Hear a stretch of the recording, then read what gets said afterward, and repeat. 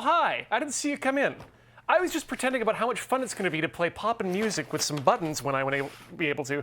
But I had to wait a couple weeks so that I could do another episode of Tinker, Tailor, Soldier, Fry when I could finish putting it together. Well, would you look at the time? Welcome to Tinker, Tailor, Soldier, Fry here on the mighty Loading Ready Run Video Entertainment Network. My name's Ian, and this is a Let's Try program, which means that we're not necessarily always going to be able to succeed, but hey, we're making progress on this, and we're Let's Trying and we're learning out of spite. This, as you see, is the prototype of what's going to eventually become a Poppin' Music controller. Poppin' Music being a rhythm game by Beatmania and Konami. And it involves hitting this pattern of 9 buttons in the appropriate time with falling little dots to the music. So, pretty easy. Hard to play on a controller. Less hard to play on a slightly better home-based button system. A lot more fun to play when you've got big round buttons to push that go clickety-clickety-clack.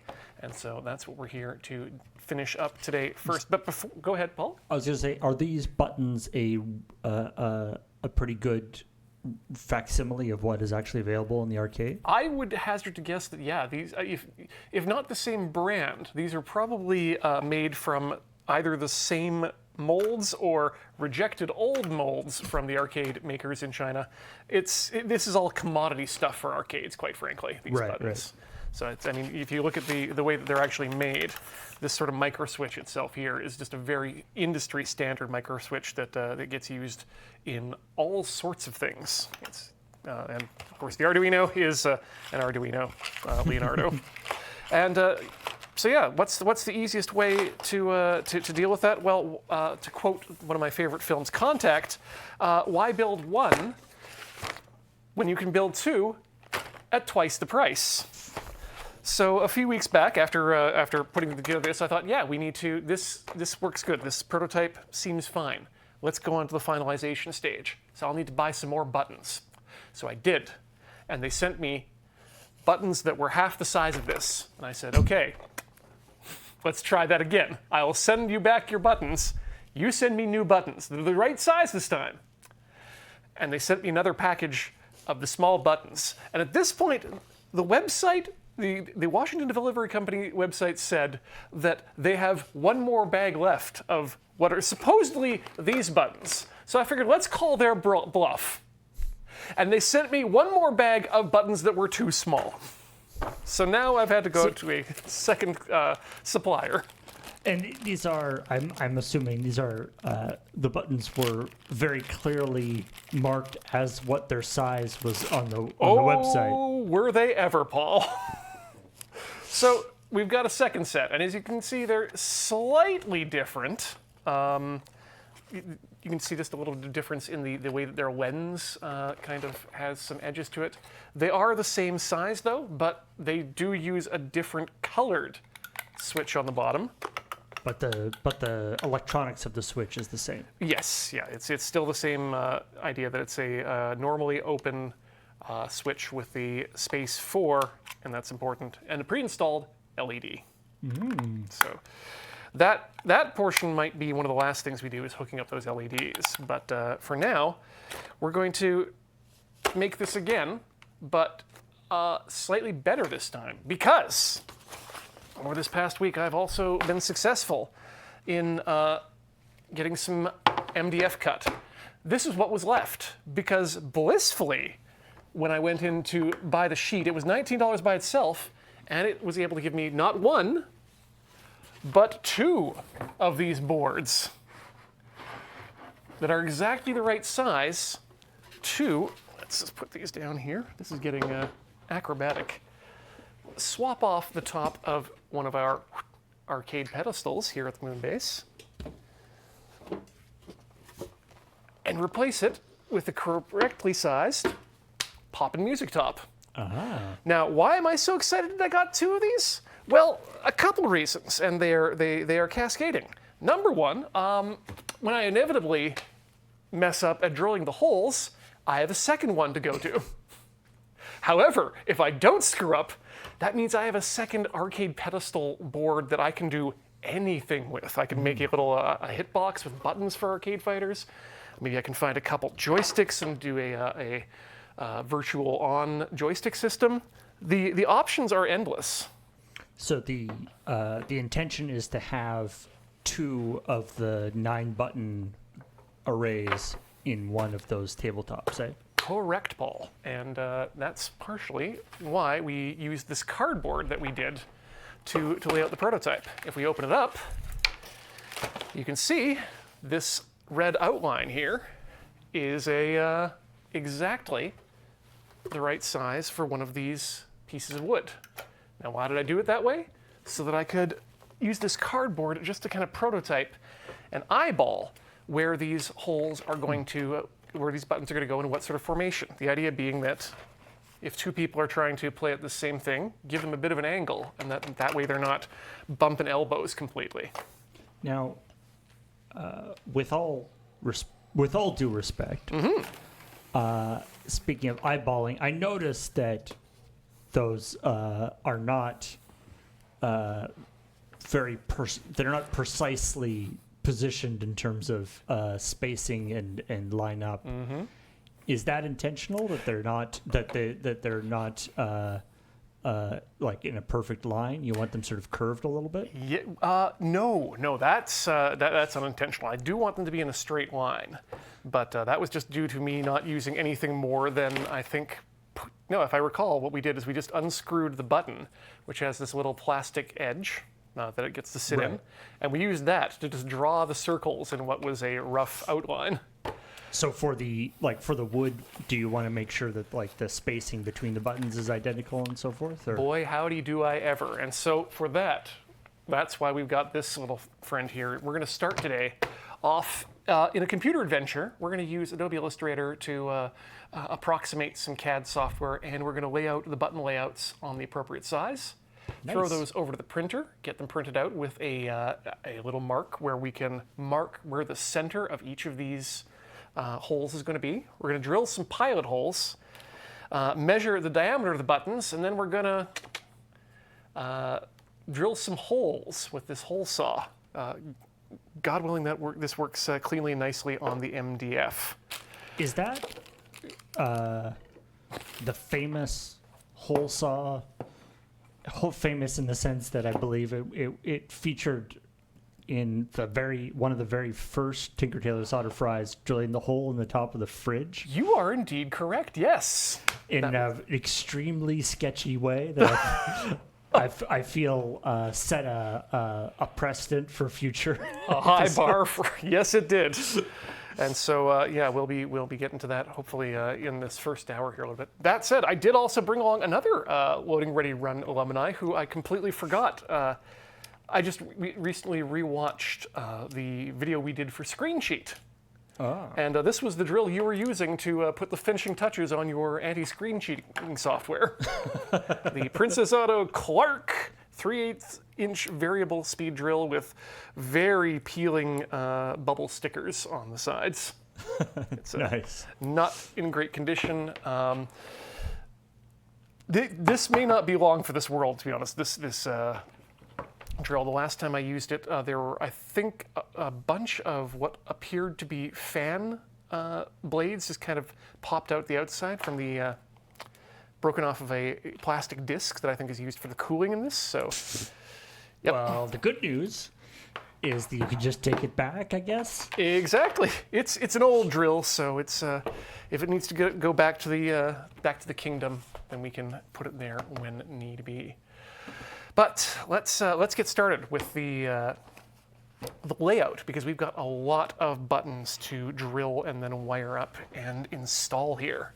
So I'm going to boot up Adobe Illustrator, and I'm going to make myself a canvas, and I'm glad I took the measurements of this beforehand, of 86 by 26.5 centimeters. So let's put that over into... I much prefer to use metric in most of my things, but dang it, I do work in print in the day job, so it's usually inches. Let me switch over to. Are you ready for me to switch over? You are ready at any point, Paul. Thank you. Okay, and let's just. Boop. There we go. So nice. that's our. Go away. that's our canvas here that we're going to work with. Ow. And the first thing we're going to want to do is find out what the diameter is of the holes that we're going to be drilling for these guys. Now I think what I want to do too is I want to play it safe, and I'm going to measure both of these buttons. So actually, we can probably go back to a wider cam at this point if you'd like. Just now, is the plan you want to mount them like they are on the cardboard there, not like recessed or anything? You want to have them mounted directly on top of the board? No, the plan is absolutely to, once we get it, have it flush mount such that it's the short edge is just protruding, so they're not like big domes. We want them right down there. Just the dome, okay. Yeah, because it's got that nice little edge that we can take advantage of. But before we do that, we got to make sure that they're, as I say, compatible, so we don't have to draw two sets of holes. That would be the worst. Well, that looks pretty close. If I just use the magic of putting them together, there's a little bit of play there, but that's okay. Let's be sure about ourselves and use some technology for that. Break out the calipers.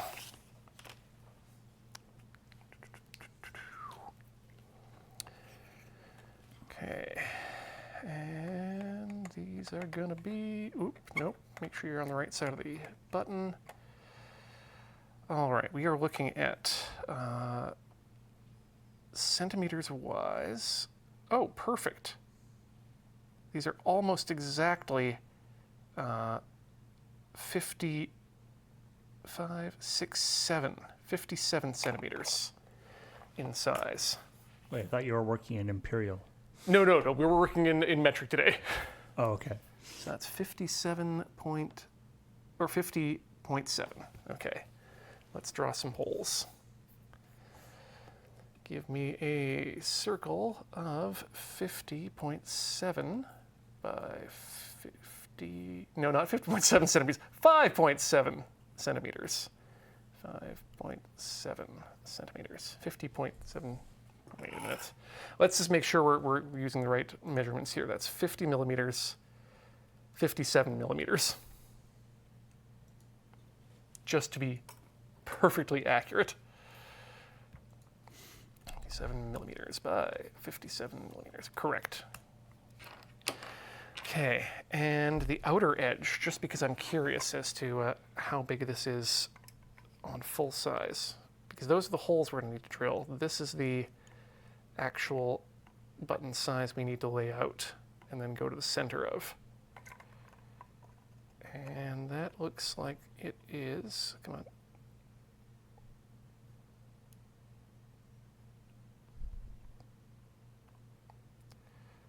Let it pass through. There we go. 64 millimeters. So actually, I'm just going to do that. 64 millimeter outer, 57 millimeter inner. Those are our holes. So we should be working off of a 64 millimeter size. So let's do that. 6.4 cm. Okay, and we have 9 of these, so let's just draw those out. Actually, before we do that, let's give these a crosshatch on them so that we know where the center line of each of these is. And you know what, let's clean it up so that it's right on the edge of the, because we don't need to worry about the edges, we just need to worry about the center, because that's where we're going to make a pilot hole before we drill the actual full hole. Okay. That's CAD-like. Do you want to have the interior marked as well on your little group, on your little template there? That's not a bad idea. It's a good plan. Let's undo that and undo the grouping. And 5.7 is our size.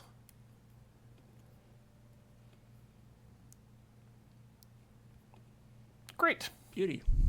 So that tells us how much space we've got to work with. Okay, and then we have 9 of these. So 2, 4, and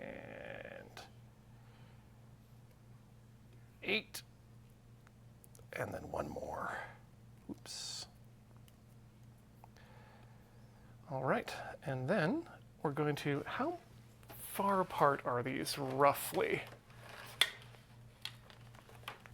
Well, it looks like 2 centimeters, but let's hold on to that for a second until we know what we're dealing with here. So let's take all these off here, and let's draw our center line on our boop. I've talked about before that my job before doing web development and stuff was Graham and I both worked at a museum design company, and designing worked on designing museum exhibits, and there were a couple, there were sort of people who were experienced architects and CAD operators and so forth there, and then there's me, who is more Illustrator and Photoshop oriented. Yeah. And so there's a couple of situations where they were like, we've got this rough drawing and we want you to make it, make a nice version of it in Illustrator. And so, I would do up the thing. Yeah. But every time I would be like, okay, I'm doing this, but please make sure that somebody who actually knows how architecture works. Yeah, is this is Illustrator. This is not in these plans are not to be built from. This is just to look good. Yeah, this is please do not build on use these to actually pour concrete into things. Yeah.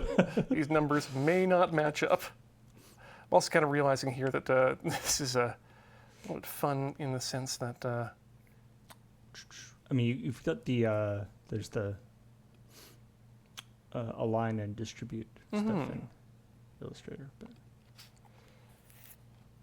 I do want to get my sizes in order too. Yeah, I guess this is kind of like whoops. Never had a formal job interview for Loading Ready Run, and now you get to see how I work, which is a little dangerous. Yeah,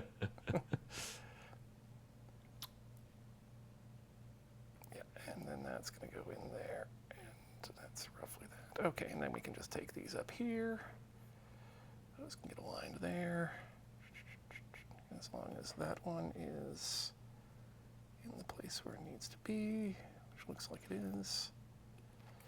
The really weird thing is there appears to be some discrepancy in the NDI system in relation to where it's putting your cursor. Oh, by the translation. Versus where you're actually clicking. So it looks like you're sort of telepathically controlling all this stuff when your cursor's over on the other side of the screen. But I guess that's something to do with the screen capture system doesn't place the cursor correctly. For those asking in the chat, I do have a preferred CAD program. I just haven't started learning it yet. That would be. I'm finalizing myself on Blender just because it's an open source system that does a lot of things that I want to do with it. FreeCAD just doesn't have enough variability in my mind. It's a fantastic program, but for what I'm doing, it's not the right piece of software. Does Blender operate as CAD software as well as 3D software? It has its own little CAD plugin, which is still in active development. Wow. But I think what we've done here is that we've created a button layout that I'm pretty happy with. So I'm just going to... the layout's correct. Actually, how long is that? Just because I'm curious. 36.9, well, roughly. So 37 centimeters. Let's compare that with my current setup. And I've got a wire on the side here. Just eyeball that. That seems a bit longer. Where is, aha, there we go. I took the time to organize my my big old thing recently that holds all of our stuff for Tinker Tailor, and now I feel much more confident in grabbing things out. Wow, would you look at that? According to that ruler, which is itself 38 centimeters long, that's almost perfectly what we've got here. And as I said, that feels good. So as long as it's lined up correctly, as opposed to haphazardly like this one, it should turn out okay. I unplugged something, and we'll have to figure out how that plugs back in. Oh, nope, we know how that plugs in. That plugs into the ground. I'm a genius. All right. Great. Yeah. So I guess that's gives enough distance between the buttons for your hands to be comfortable and stuff. And then we just want to give it that jaunty angle. And I think. And it's the 4 buttons on top and the 5 on the bottom, eh? Yes, that is absolutely correct. Now we're going to move that. There we go. That's right in the center there. We're going to copy that, paste it, and then we're going to move it over here, bring it down.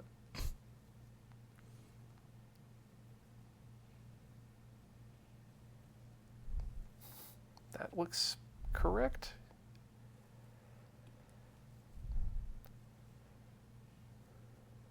And then we're going to flip it. Where's my... I always forget where they hide that one. No, it's an object. There it is. Reflect. Perfect. Okay, and let's group that up as well. Group that up. I think that. I mean, there's a lot to criticize Adobe about, but Illustrator does a good job. Yep, I have yet to see another implementation of the sort of smart guides system that is as pleasant to use. Yeah, that doesn't, that is able to be useful but not get in the way as well as the Illustrator one does. Let's go to temp, and we're going to save this as the pop music arcade layout. Now, are there additional start select buttons or anything that need to be added? Not for this one, I think. Most stuff is going to be done via the by a keyboard and mouse. Oh, okay. And then you swap to the controller when you're actually in the game. Exactly. I guess the arcade would have had those little 1-player, 2-player buttons and coin returns and all that. They might have. I can't honestly recall. Because I know that at least in the PlayStation version, navigation is handled via the 2 center buttons on the bottom row, and selection is... So there's not even there's not a joystick or anything? No, exactly. Oof. Okay. Jammed my arm really hard on my car door on the way in, so... Ooh. Yeah, that's unfun. Okay. So let's see if we can print this. Is there a good way to tile it so that they can be lined up easily?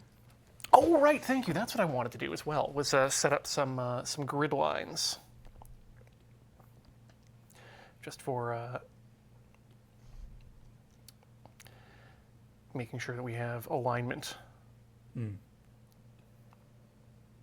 think as long as there's a few of them, then we should be able to very easily figure out where we're going. Maybe a couple this way too. Great. I appreciate the chaos of saying adding grid lines and putting grid lines in at random 45-degree angles. I mean, I realize what you need them for, which is just lining up is fine, but it's just Well, that's the thing. I was thinking, oh, we'll make some nice grid lines, and I realized, wait, no. If they're evenly spaced, that doesn't help me figure out where they go. yeah, Whereas if right. it's chaotic, it's a lot easier to see the non-pattern. Tricky. Anyway, yeah, let's save that, and then it's saved as the PDF. Okay, and then we're just going to use macOS is PDF system. So pop and music arcade layout. Print that. It prints from a PDF better than it just prints from Illustrator? Well, I know that I'm familiar with the way Preview will break it up, and I can be confident that it will scale it properly. Is it right now? It says page 1 of 1. I think it's scaling. Yeah, down. it's currently scaled to 32%. Ah. And we're just trying to see if the printer is going to wake up. If not, I might just have to throw this up on a server and then jump to another computer for a quick second. Give it a 5, 4, 3, 2, 1. Okay. I'm giving up on that. Printer is EP. Let's go to my house, aka tiltyhouse.com. Wait, want it print at? Sorry? Want it print at your house then? No. The idea is that if I upload it to, it's easier to upload it to a location I know it will be than it is to log into Slack from a computer here in the moon base. So that is Poppin. That's right. Give me name. Poppin. Just going to call it Poppin. So between now and, I don't know, 15 minutes from now, if you want to download a copy of this this guide, go to tilts.com/poppin.pdf. Right. Okay. You know what? Let's take a very short break right now, because we're getting close. No, we're not even close to the top of the hour. Okay, I will be right back while we get this printed off, and I'll keep you in the loop audio-wise. All right. All right. Let's see here. Ian is now walking down the hallway. Don't say the name of the password out loud when you're logging in. Ian is not saying the name of the But password. do remember, that URL is tiltyhouse.com/poppin.pdf. That works out just fine. We'll download that. Take it to the home.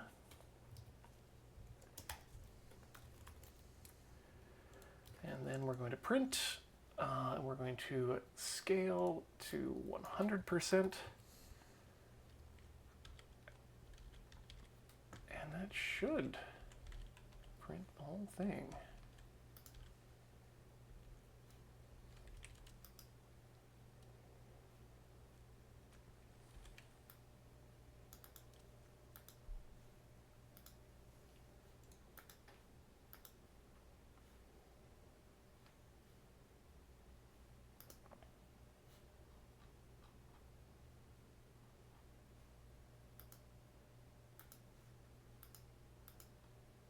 Huh.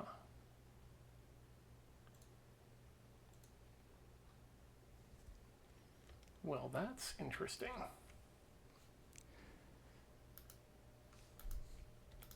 Ian has found something interesting.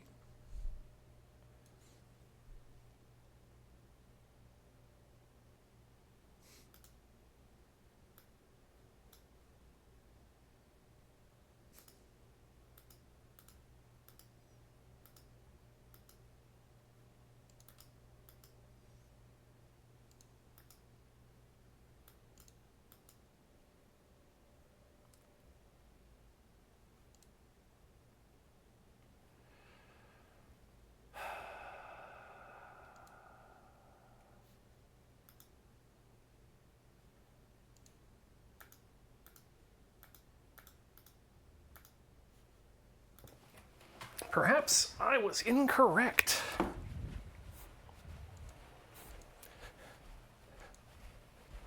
It's been a long time since I've printed a PDF to multiple sheets, and I guess it doesn't work the way I thought it did anymore. Oh. So we might have to do a little bit more effort here. I'm just going to see if Illustrator will do what I want out of the box, and if not, well, this isn't too difficult to do. All right, copies. It should be able to do that. Yeah, you would think, right? There's this under scale where it says like do not scale. Mm-hmm. There's tiling stuff there. Tile full pages. Ah, there we go. That's what I'm looking for. Or tile full pages or tile imageable areas. Yeah, I think I got the one I want. You could then. I think we can export as a. Well, you should be able to print to PDF or whatever. Export as Yeah, PDF from at here. that point. There we go. Well, there we go. I have learned something today. Yeah, I guess tile full pages is what you want, even though that will cut off some stuff in the middle. That'll make it easier to line up. But it looks like, yeah, they're just, they are the correct size. And there's no holes in the middle that need to be dealt with there. I might change the orientation. Oop. Nope. Oh, no. That's not better. Okay, and then we not to there. We're going to go to Adobe PostScript file. So the network printer doesn't show up to your. For some reason, I can't add it in a way that's useful, and that turned out to be not useful either. It looks like. No, don't make uppercase. You know what I'm going to do? We're going to just use Illustrator on one of the office computers. BRB. But do the same thing.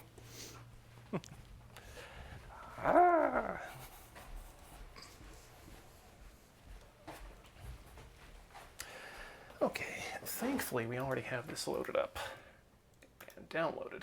We just need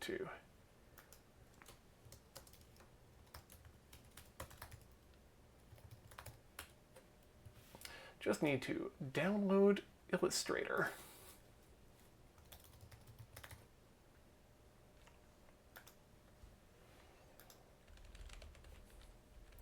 So that'll be a couple seconds here.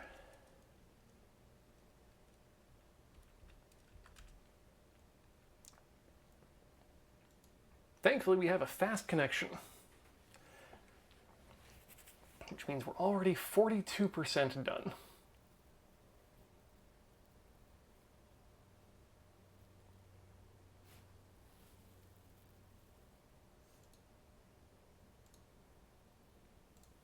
Yeah, we get to do multiple projects a day. It's almost like a puzzle. All right. Illustrator has been downloaded. Let's open it up.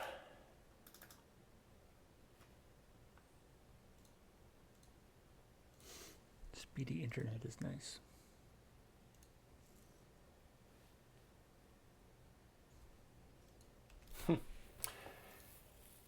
First time opening, of course, means we're going to have a few seconds while we wait for it to do its thing. There we go. And then we'll open up the music with Illustrator.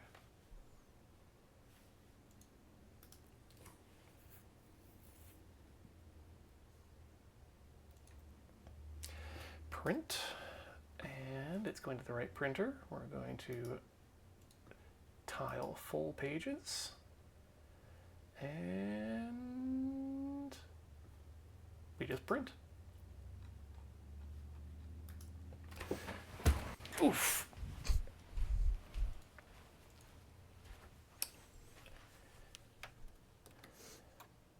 Turn off sleep mode and wait patiently.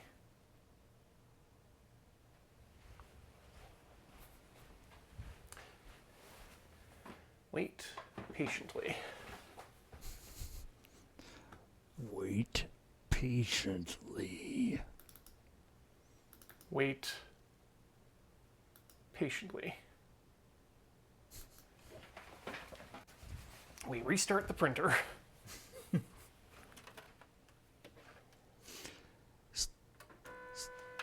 Oh, I hear a printer. Wait slightly less patiently. Turning it off and on again often solves the problem. But this is HP.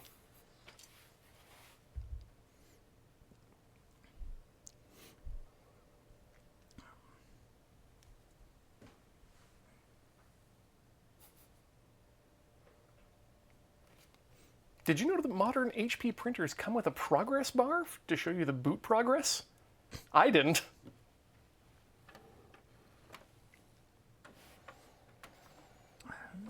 Usually the printer progress bar is just however much it's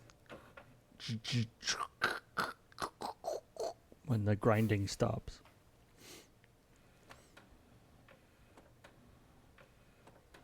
Shout out to our Sennheiser EWD Okay, there's a lot of initializing. Oh, it's ready. Great. Let's try this again then. wireless mics that Print, work print. all the way down the hallway.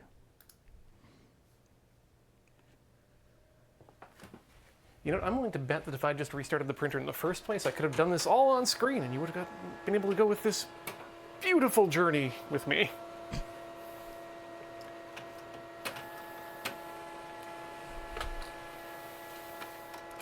Instead, we get this. I hear printing.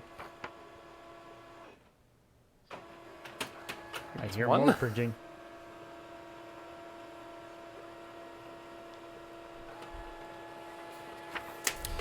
I should keep these in order. 2, 3, 4 pages coming in hot, folks.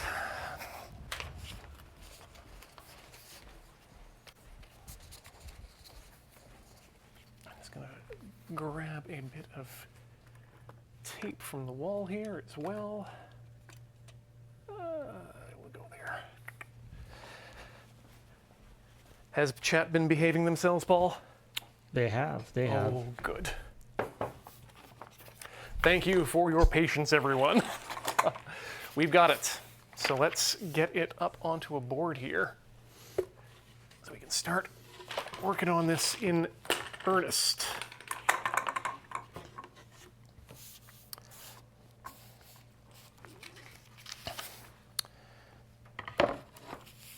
Okie dokie. So, we've Wait, got... should the... Oh, no, right. Yes. Sorry, yeah. Those lines are not the... I guess you don't have the actual outline of the board on the page, No. because that was the art board at the... right. Yeah. Okay, so it looks like what it's done here is it's actually... There is no overlap between the pages. It's just straight... Right, so that's the... There was an option to, like, tile imageable area versus tile the page. Mm-hmm. But this actually works out well as well, mostly well. I think we can find the spaces where we need to worry about things. Let's yeah, let's just get it aligned and put a little tape on it, and then we'll start to get to work. If I tape from the top side, that seems like that's about the sort I want. So. There. You just need a little square. I mean, speaking of that, the, like, progress... You were saying that there's the HP has a progress bar for booting out. It's always, you know... Printers always have that, like, very mysterious process, both booting up and, like, starting to print or whatever. Mm-hmm. The steps it goes through, you know, they're like spin the rollers one way, spin the rollers the other way, to activate a thing, turn off a thing. move the rollers, do something, move the paper tray, I would, it'd be fascinating to see like what the like QA or like what the process they went through. It's like, okay, we have to make sure. I guess the idea is, I guess we have to make sure that the printer is in sort of a known state before it starts doing any printing. Well, that's you're exactly right, because it's not just a known state mechanically, it's also electronically and software-wise. Right. Because people forget that PostScript is a Turing complete language. I mean, I always say that, like, you know, when everything, you know, things that are like sort of internal to computers are, you know, there's pretty straightforward ways to get them to do stuff. But it's that interface, you know, you got printers, you got scanners, where the pure digital sort of perfect whatever ideal world of the computer interacts with the not necessarily reliable perfect outside world, you know, where paper can, you know, doesn't get, sometimes two pieces of paper get stuck together, or the paper doesn't get pulled in by the roller exactly the way it did before, or it gets slightly canted, or, you know, all the different things that can go wrong in the real world that don't translate very well. Makes it just a headache. So what I'm doing right now is just filling in the lines where things have been cut out a bit. Thankfully, most of the lines survived enough that I can make a fairly good... Yeah, that's perfect. Yep. That was, yeah. Oh, I see. That one spot where it actually took out the center point. It's annoying. Because that's the only thing I need is that center point. That's what really matters. So the inner circle is the circle that you're actually wanting to cut out, right? Yes. Yeah. And so what we're doing right now is just getting things started, so that the idea is I'm going to make a mark in the center point here, and I don't know if I can just do it with a pen. No, that's not quite enough. So I'm going to have to... Set your punch? Yeah. Or a little nail or something.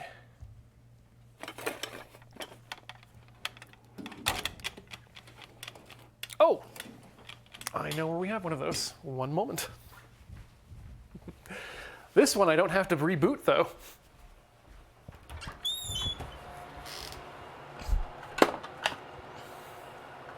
And that's the sound of our server room. So we've got this set of screwdrivers that James purchased for the moon base. And I've always wondered what the screwdriver with the... most of them are marked on the top, whether they're crosshead or spade or what have you. This one has nothing, because it's just a shiv. That's for when somebody takes one of your screwdrivers and you have to get it back. Yep. And that makes a, well, maybe not on, oh, maybe you can see it on the screen. I think Is that it? shows off. Yeah, that's it. And that's all it needs to be, is just enough that I can get a drill bit into there and know where it's supposed to go. Now I am going to try doing a hole in one of these scrap pieces of wood I've got too, just to get myself comfortable with how the saw treats this type of wood. Yes, it's true. That is, I believe, technically an awl. Yeah, I mean it's pretty good. So I'd say less of an awl and more of a sum. Some, yeah. Or I guess no. No. That's the joke. What do you call a collective group of awls? A sum. All or nothing. Yeah. I mean, they're really pointy, so we could talk about the sum of all fears.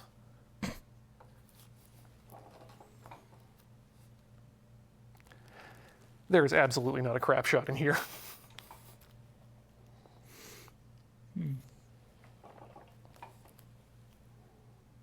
Okay. I'm sure, reasonably certain that this is the first time that this awl has been used in service. I feel like it might have been used to poke something. But probably, or like, put, like if there's like a very small hole that needed a poke for some reason. Mm-hmm. But I think you're probably right. Ooh. Well, these are the different.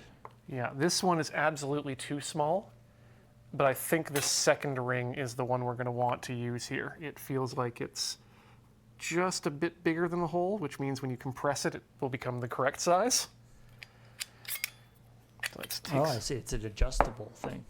Yeah. Well, it's not adjustable, but you do get to choose one of the several templates it comes with. But it's held in by spring friction, or by a spring lock. Oh, I see. So it goes into its little hole here on the saw, and then you compress it down to get it to fit in, and then it just kind of clicks into position. So just going to figure out which hole it is, and there we go. And that's the position locked there, like that. Seems pretty secure. Yeah, reasonably. I mean, it's perfectly secure as long as it isn't, say, spinning at several hundred RPM. Right? Just walking over here to get some drill bits, which I'm pretty sure are in here.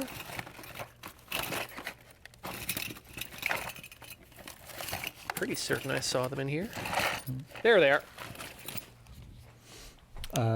Some folks in chat recommended either taping the back of the board to avoid tear out, or do sort of halfway through and then flip it and do the Flip other, it? and then do the other half. Well, this is something we'll find out, because we're going to do this test cut first before we attempt anything real.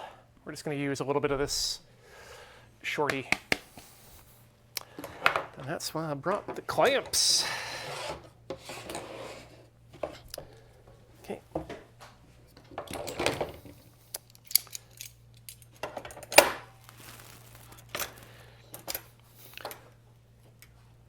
Well, thank you, sir.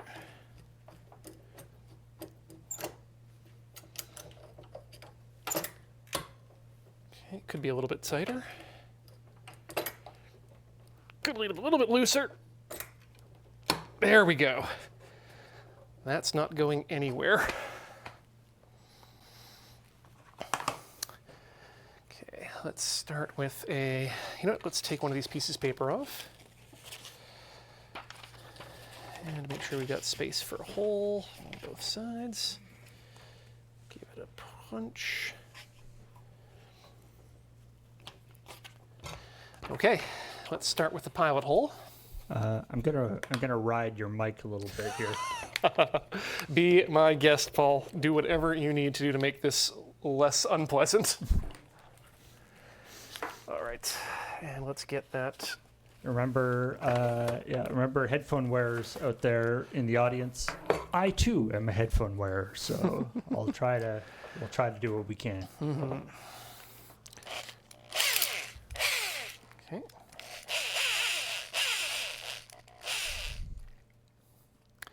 Last time I used this drill was to grind way too much black pepper for a, what was it?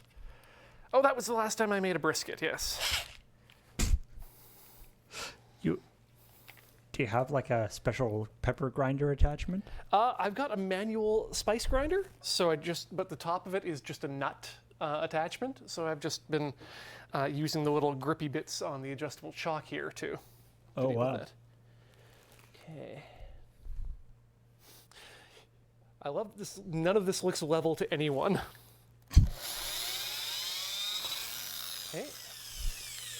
That's the MDF through. Oh, that's a nice clean hole. Okay, I have a feeling this is going to go very well. That was undramatic. Yeah. Always nice. That's nice to hear, too.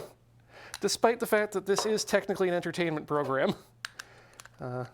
Sometimes you just want things to go well rather than be interesting. Okay, gotta get that right nice and tight and make sure we're going in the right direction. And, Yeah, for those who are asking, this is MDF board. Okay. Which, now that I think about it, I have no idea what MDF means, but it's this stuff.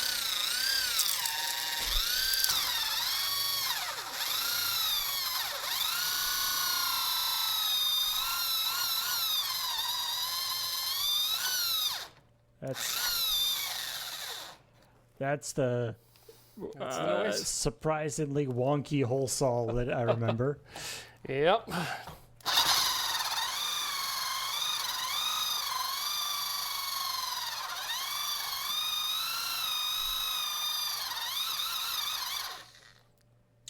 Gonna come at that from the other side, I think.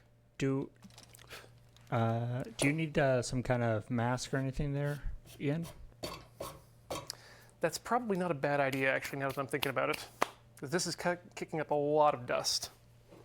I think we have some... Oh yeah, we've got some in the bathroom, some respirators.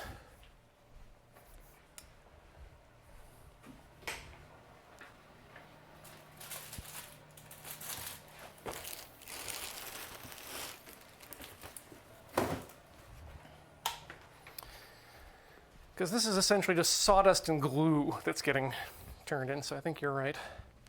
I was thinking eye protection earlier, but I hadn't considered the idea of masking up on this. Is there anything we can do to support the other side of the board? It feels like it's bouncing around a fair amount. Yeah, we could probably put something on that, like another board. Well, or just like another. I mean, I guess we don't have like another table that's the same height, but like something on the other side.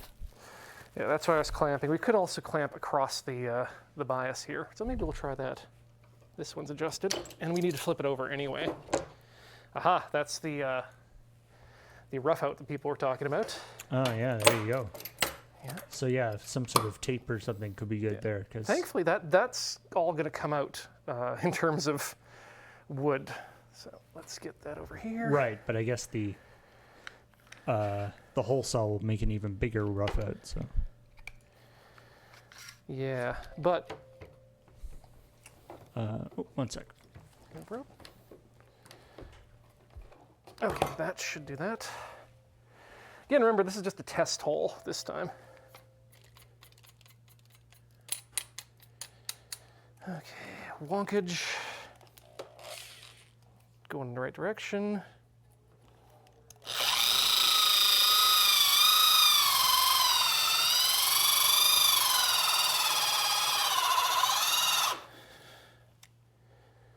Whew. Yeah, that sure does like to make Bernie sawdust.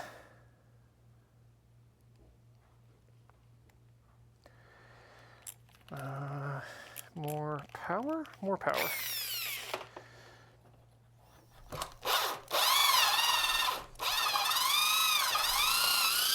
Hey, it's a hole. Oh, great.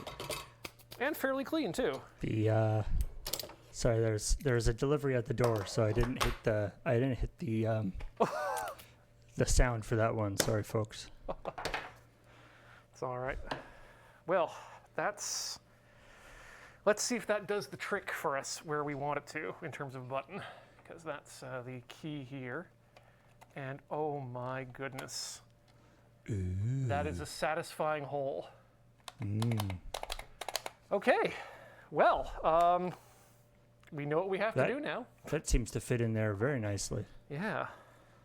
Is that black line on the inside there like friction burn? Yes, that is a heat stain. I'm not sure what the word is. Friction burn sounds like the correct terminology anyway. I get the feeling that might not be the best hole saw. No, it is not.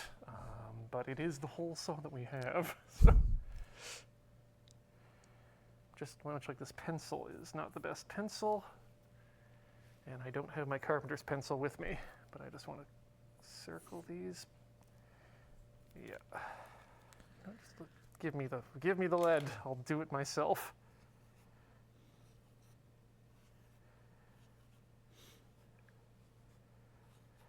1, 2, 3, 4, 5. 1, 2, 3, 4, and 1, 2, 3, 4, 5. Yep. I mean, you could mark it. We just have like a Sharpie or something.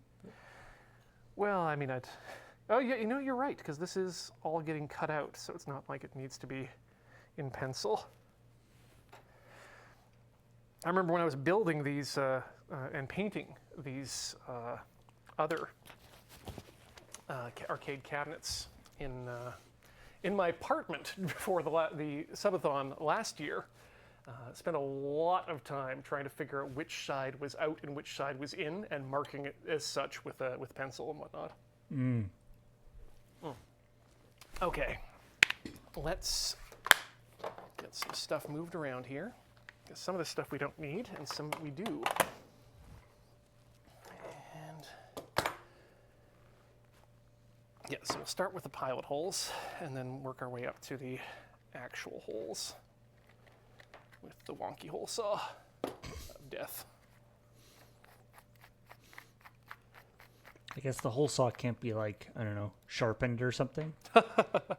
Probably, but not by me, unfortunately. Okay, I suppose we could make the pilot hole a little bit bigger just so it's not wobbling around so much. No, well, yeah, that makes sense.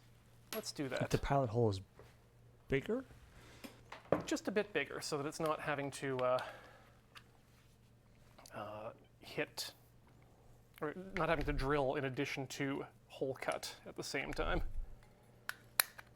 But isn't the pilot hole to sort of hold it in place to make it wobble less? Oh, you don't want, sorry, what I'm thinking is I don't want to, not making the pilot hole bigger than the centerpiece on the hole punch, but just bigger than what I've currently got it drilled at. I see.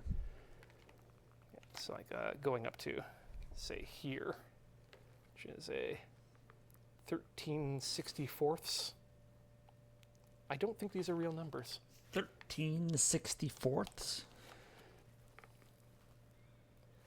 11/64 on this one, so let's go that way. Okay, and yeah, we're going to clamp on two sides here. Whoop.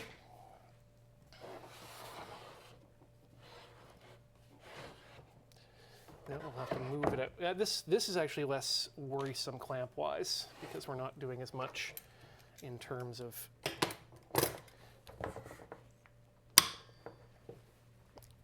big rotation and movement of stuff.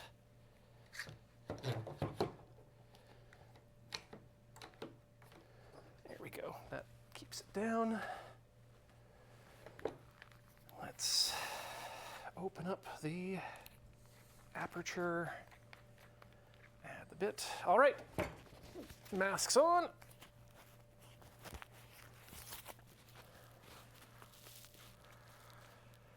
Okay.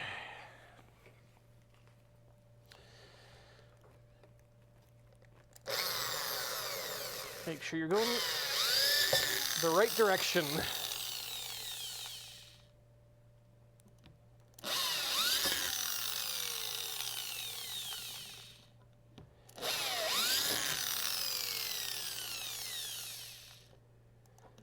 Now I'm thinking in my head about how to possibly brace this other side here.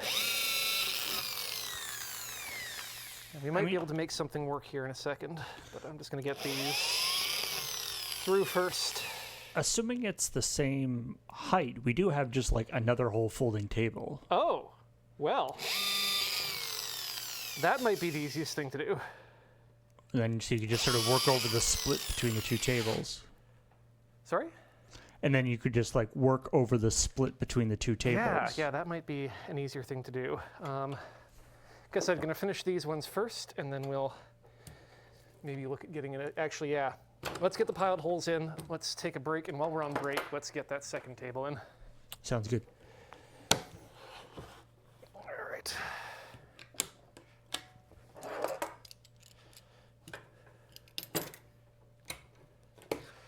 The clamps are great, though.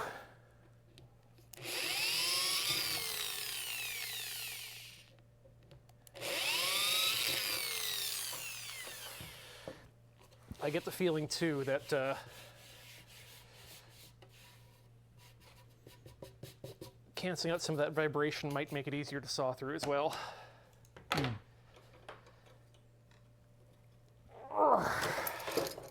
on. And back to that side. Okay, everything's in place.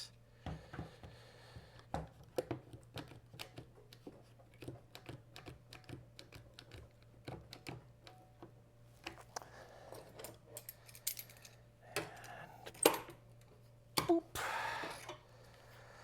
All right. Pilot hole 1.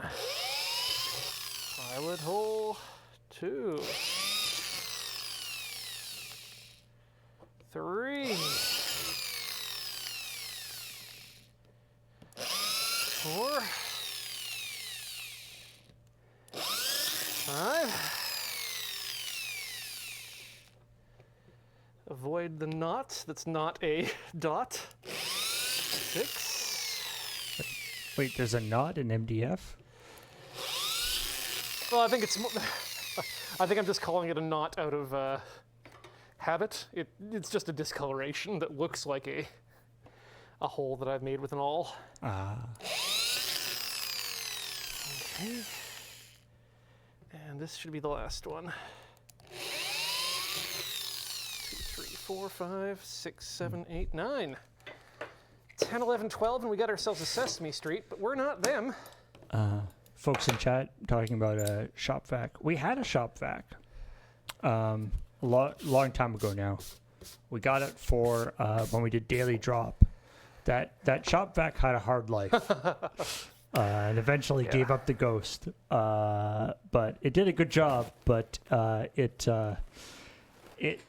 it was asked to suck things up that no shop vac should be required to suck up. A short, hard life. Well, see, I mean, this would all wouldn't be a problem if we could just get a CNC machine for the office. I think that's a fair request. But another request I'm going to have is for us to take a short break, because it's gotten up to the top of the hour in terms of broadcasts. So we're going to take that break, swap our fluids, stretch our legs, move in a new table, and we'll be back with more Tinker Tailor Solder Fry in just a few minutes. Don't go all the way away.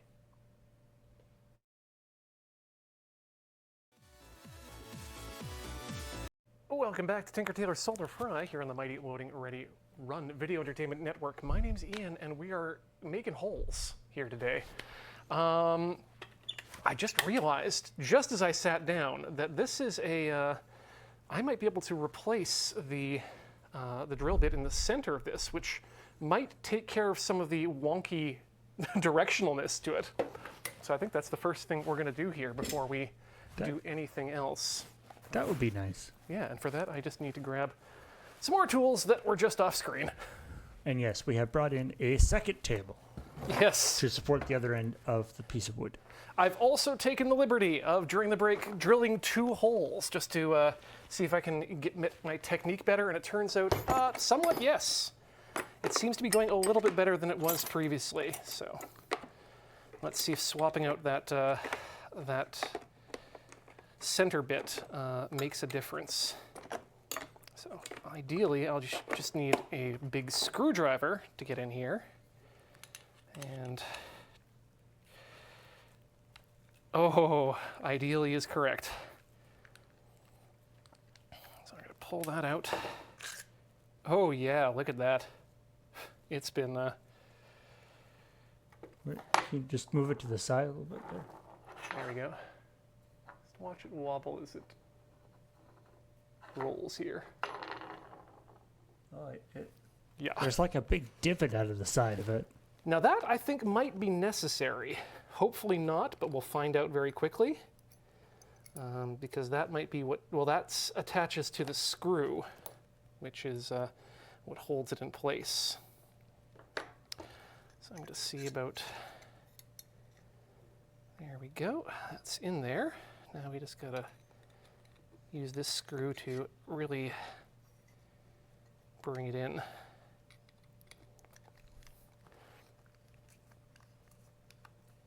I should take this off. There we go.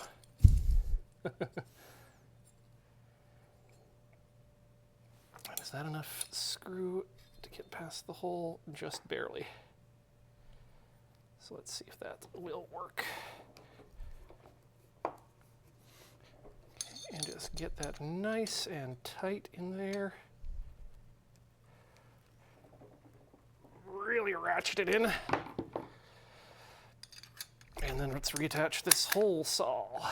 Okay, that's doesn't seem so bad. I don't know if that changes the angle of the turning, but you know what? So let's try. So we're gonna try. Get that up nice and tight, and then let's make a hole. Get ready with those faders, Paul. It's time to make some noise.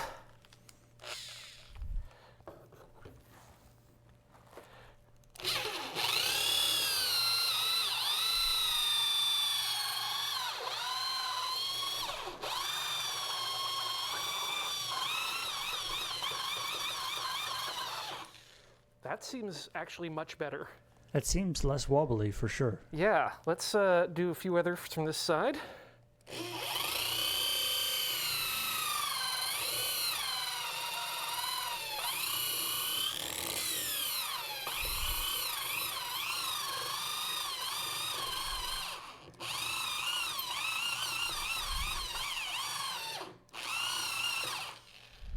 Okay, another one.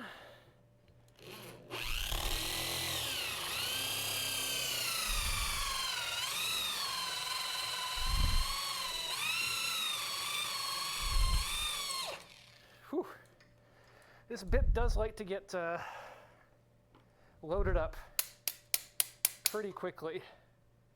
Well, the MDF is not good for Anything like it sort of fits in, gets into the cracks and stuff a bit. into the teeth. And that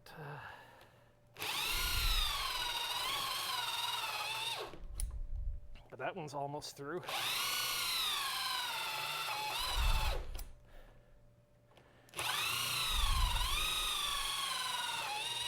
Okay, I think it's flip time.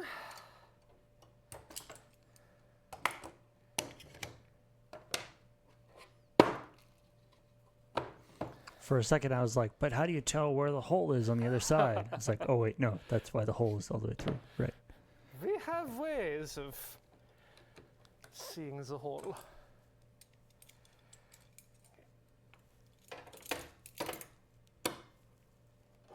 And yeah, I think what I really need is a wire brush just to clean this out in between holes. Or in between partial holes, even. There we go.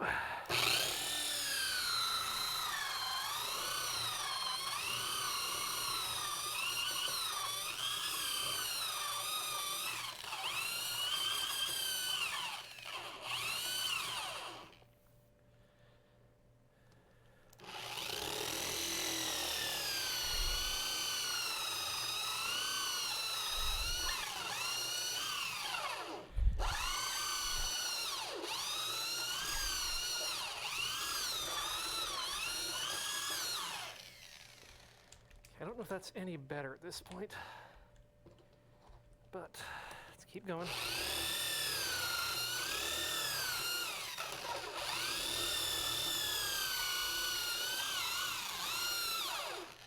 now we're getting some. I know why that bit has that bit taken out. I think I'm going to switch back to it just because that way it doesn't stop or it doesn't stall out on us. Whew, that's hot. But of course it is. That's probably why that. Whew.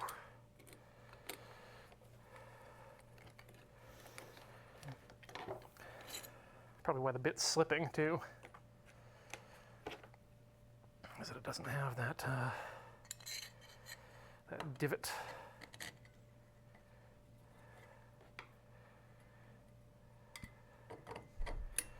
Oop. This one's a little longer too, eh? Yeah, and I think it's meant for the hole saw itself, so that's what's going on there. Come on. This is another Princess Auto special, isn't it? I'm not sure. This is something that I inherited from my father and his tool collection before. The hole saw. Yeah. Oh. So I'm not entirely sure what the provenance of it is. It does say that it's from Japan. Oh.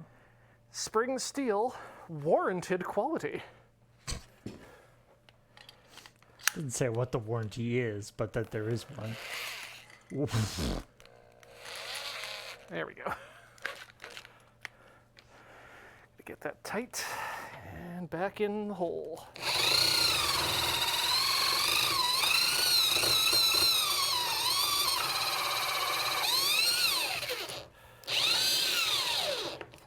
Oh no. Did it not grip enough?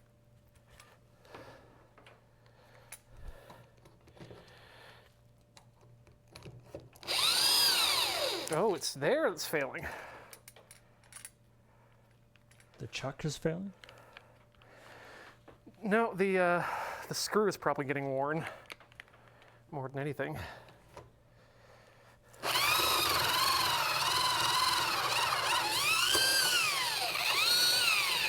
Ooh, or the chuck may be reaching its end of lifetime. Let's see if we can, there we go. Give it a bit more.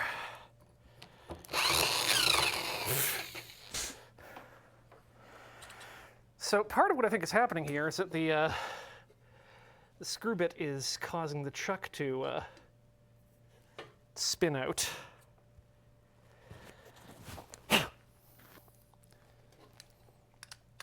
And the back end is full size, but the front is starting to get smaller.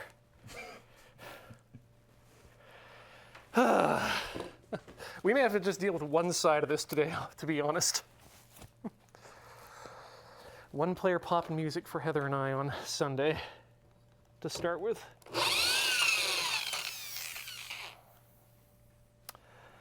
Okay.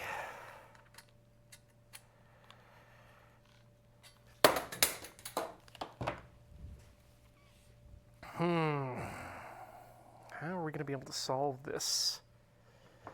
Can we solve this?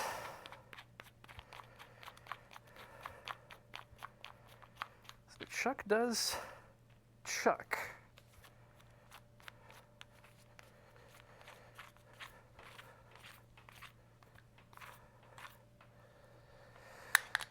Let's get it back in. Straight up against the back. Get a couple nice turns. But yeah, I think this bill may be done, or this drill rather.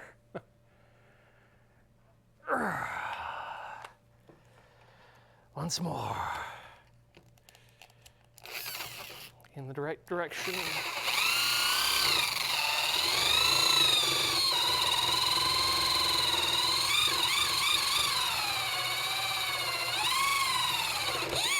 Ooh.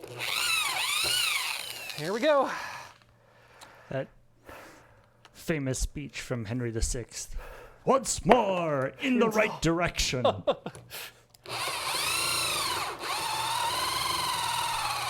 We few, we happy few, we left to writers.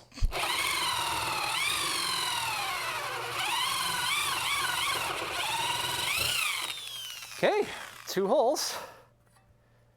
They are definitely the right size and shape and direction.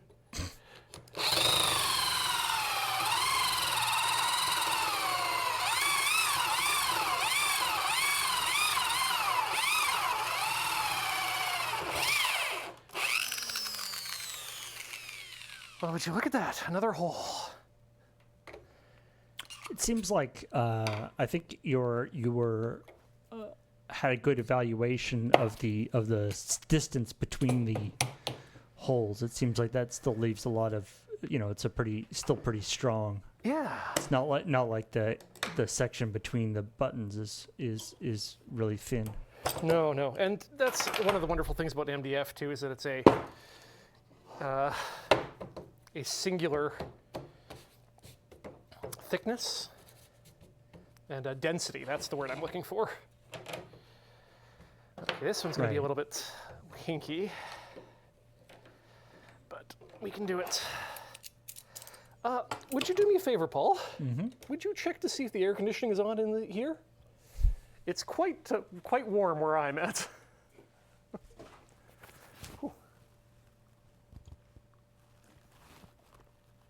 That might just be me and the drill, but... It is? Oh. Oh, just a little bit would be okay. I'm getting shiny and moist. Do I need to wait until you're back in the booth before I do another hole? Probably. Thank you.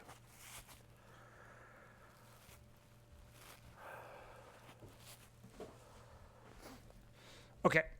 There we go.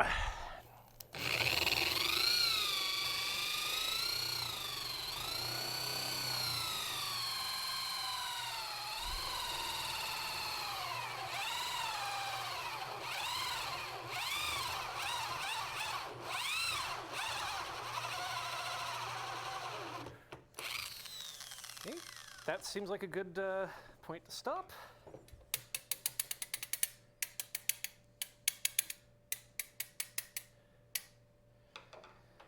Flip that over.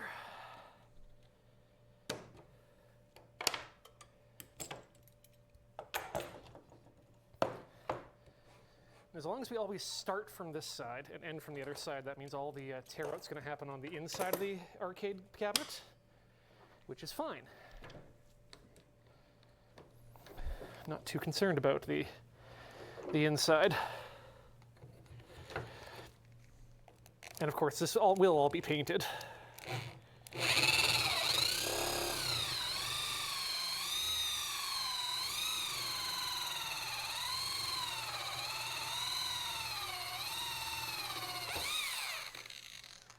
Okay, so the technique I'm learning is confidence and constant light pressure. Now, in terms of painting, are there like the sort of official pop and music arcade cabinet colors? I mean, absolutely. We could go whole hog trying to make this thing into a replica pop and music machine. But I think my oh wow, I just did that all from the one side. Cool beans. Oh, no, I didn't. No. My plan is to just paint it up in a matching color to one of the stands, so either a pink or a blue. Okay. So it can easily slot in and out and look good for competitions or what have yous.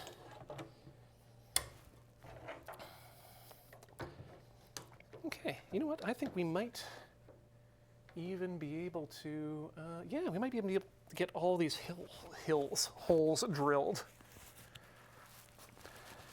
I'm not going to stop, to be honest, because it's working, and until it stops, there's no reason to stop. That is the right direction, right? Yeah.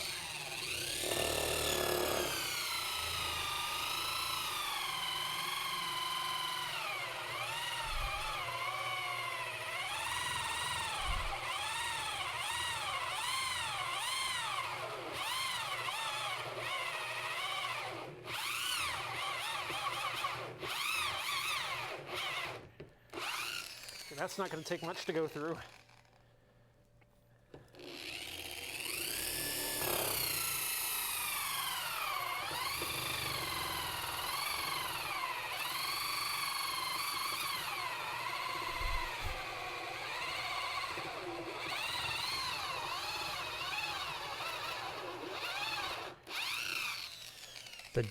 The darkness of the dust that's coming out, I guess, is an indication of the kind of friction heating that's happening. Yeah, well, I think it's also because this is just made of dust, so the dust will actually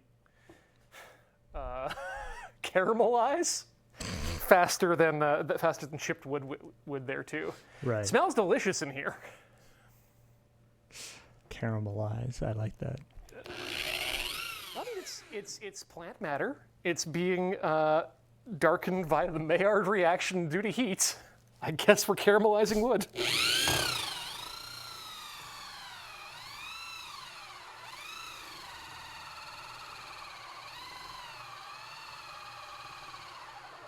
Also, I realized I should do more streams with the drill because it makes it easier for me to get the final word in.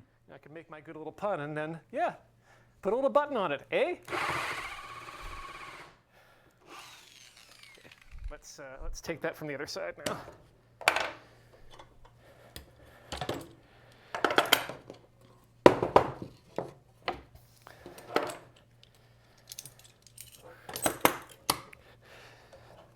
It's also, kind of one of these, the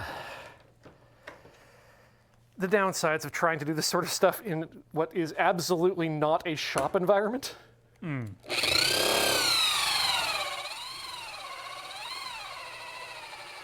It's true. If we'd had access to a drill press, this would be taking no amount of time.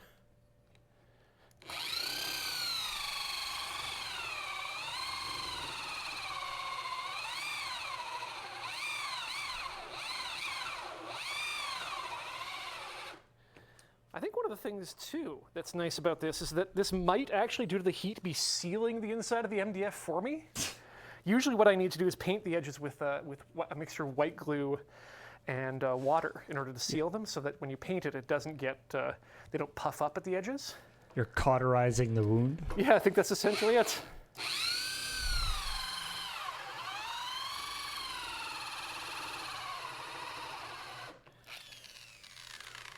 There's the sort of trope in like YouTube videos and TikTok and stuff where somebody's like, how to do this in an easy way, and then goes over to their drill press and their lathe and uses about $50,000 worth of woodworking equipment. Simply place it on your CNC machine and then boot up your complimentary copy of Autodesk. This week's video is sponsored by Autodesk. We are not sponsored by Autodesk.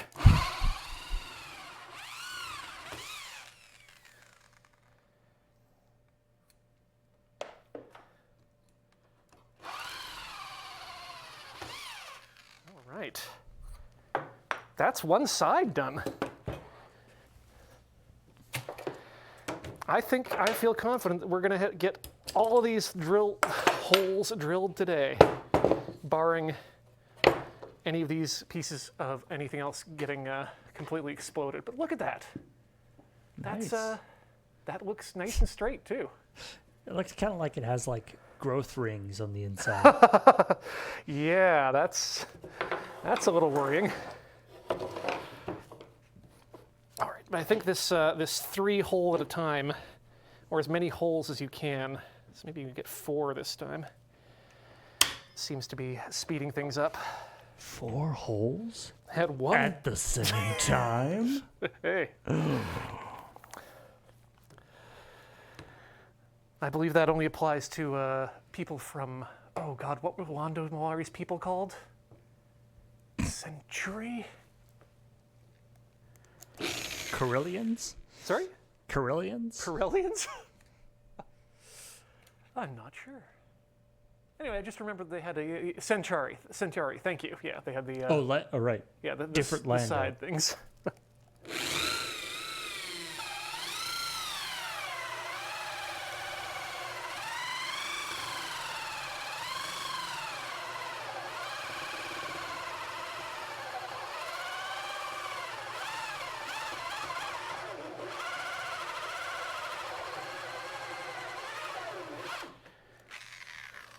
want to go all the way through on that one, but don't want to go through this one at all because that'll cut the edge of the table off. If it suddenly becomes a lot more difficult to drill. Or weirdly easier would be upsetting.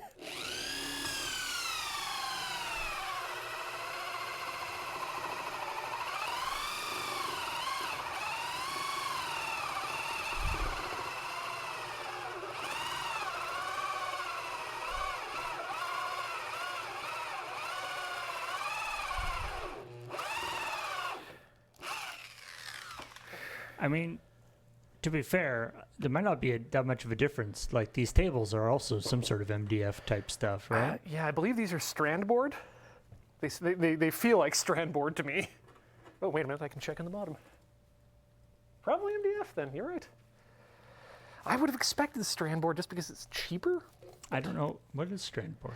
So with MDF, you're grinding your wood up into a powder.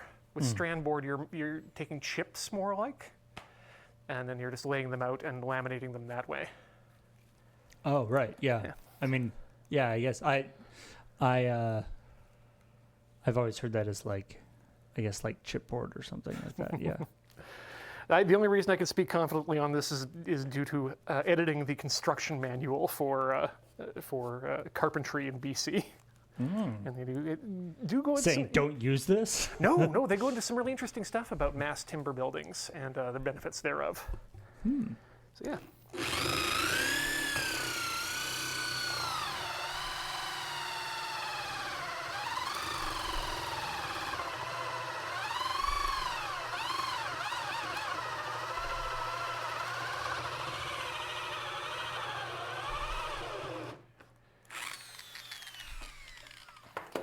Going to move this down just a bit so I can continue to get that fourth hole. Right, I guess I'm thinking of particle board. Right, yeah. I mean, there are also, common names and industry-specific names for a bunch of these things too. So sometimes it can be difficult to keep track.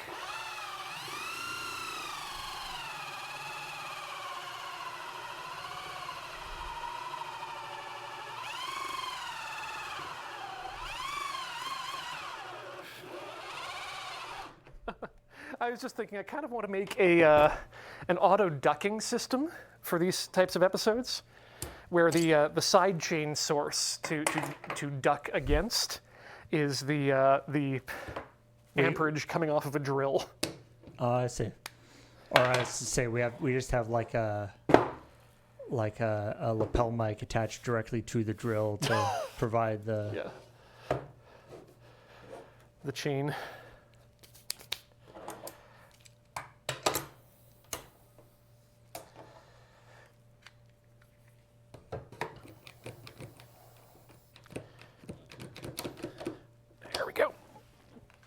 Fairly quick.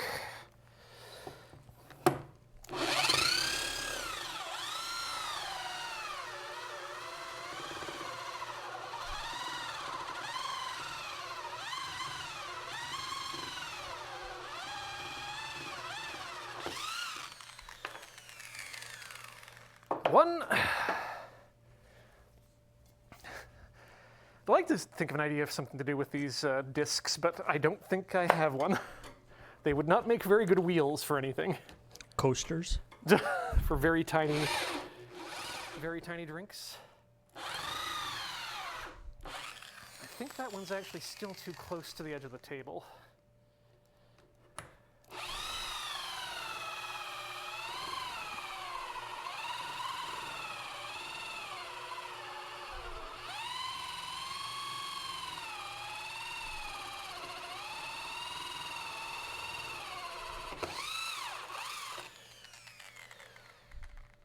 What I'm really feeling here is that you kind of just have to get used to the smoke. Just keep the momentum going, and eventually it'll get through.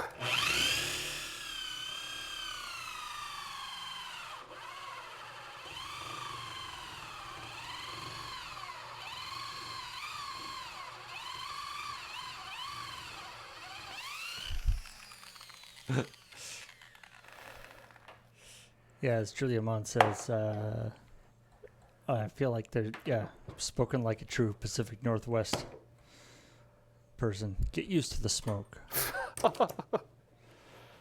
Not even Pacific Northwest. Yeah, this is... California, too, I guess. Do you live in an area with trees? Then get used to the smoke. And the sudden lack of trees.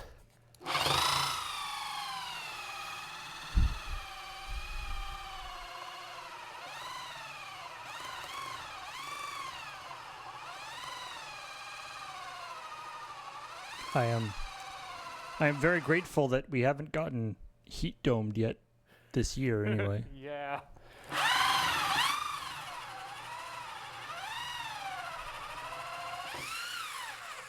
It's been a pretty good year weather-wise for us. Yeah. That's hot. Yeah. Obviously, can only speak from our own perspective, but and you know, complain about, because it happened last year. We had that sort of heat dome thing, and it was very, very unpleasant for a while here. But of course, the reason why that was happening is because there was literal fire other places, so it could be worse. Are you having inclement weather in your area? In your area? That sounds like a skill issue. Hey, can I just do that? I mean, I can if I do this. There are no laws here. That's part of the problem, some of our viewers might suggest. This is Mad Max, the Wild West.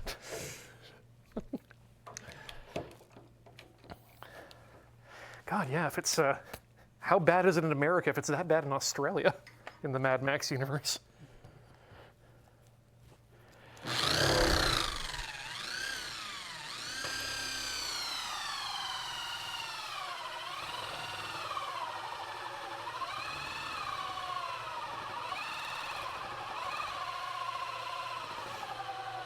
I like to imagine that in the Mad Max world, literally everywhere else is like fine. Yeah. It's just this one area that all the movies have taken place on is just Completely messed up. It's not even they're just like in the interior of Australia. It's just Even the coastal cities are still fine. It's Yeah, like, why are yeah. you people living out here?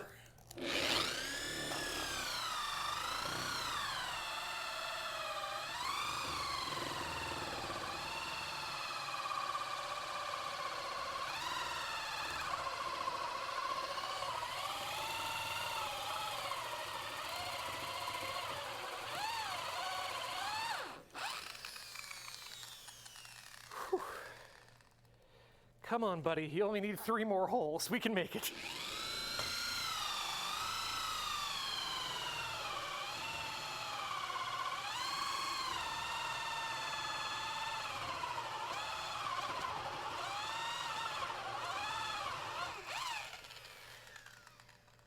Welcome to Ian's Smokehouse. We have various flavors of MDF available.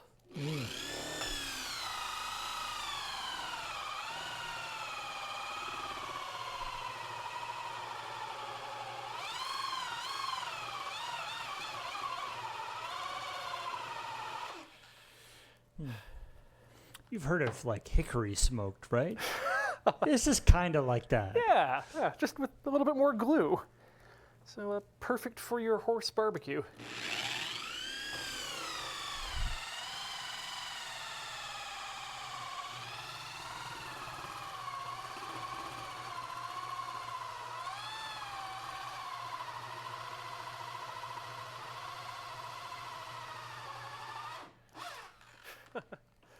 Love it when it gets a groove going, despite the smoke.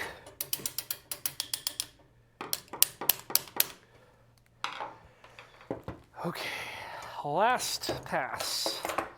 We are also not sponsored by LastPass or 1Password. No. Other password managers are available.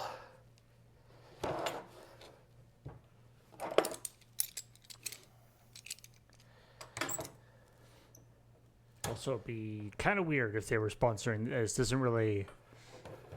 Yeah, this isn't really their jam. It doesn't really synergize with what they're going on. All right.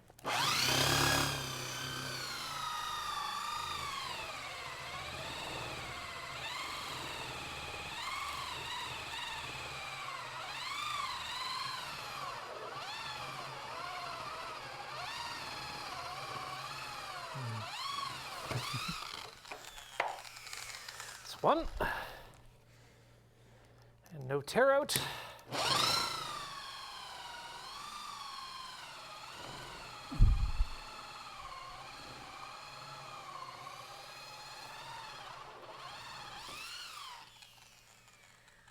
Another.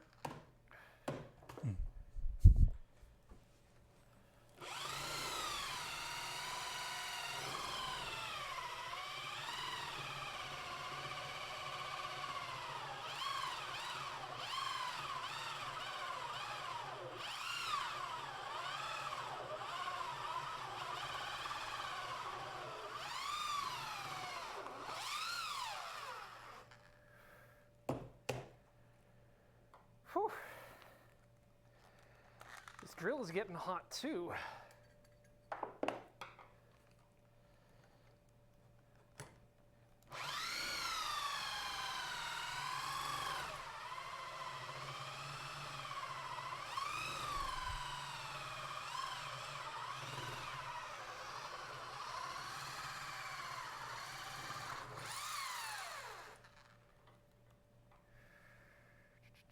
Where's the hole? There it is. Last one.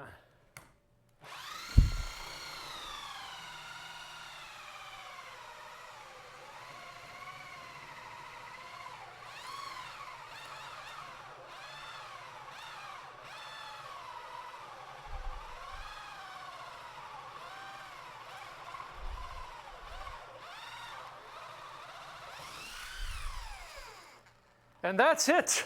The drilling is over. Wow, that's hot. Yay! Whew. Okay. Oh, the smoke is now coming from inside the...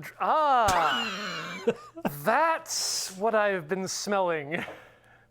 Is slowly fusing motor coils. Awesome. Well, you know what? As I said before, this drill has had a good run.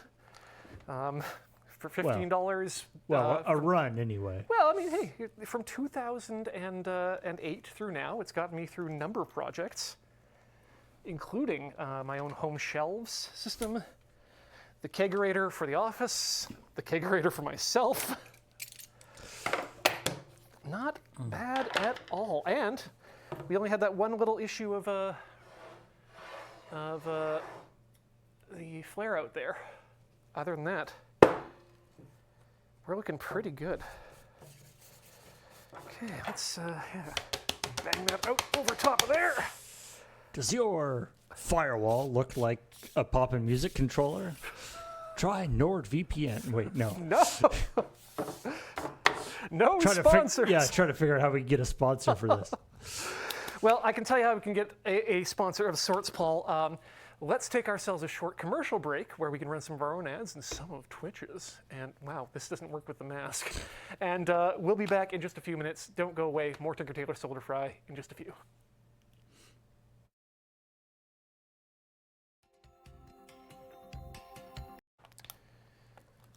You know what? I think while we were on break, I've decided what we're going to do for this year's Desert Bus Random Dance Party button.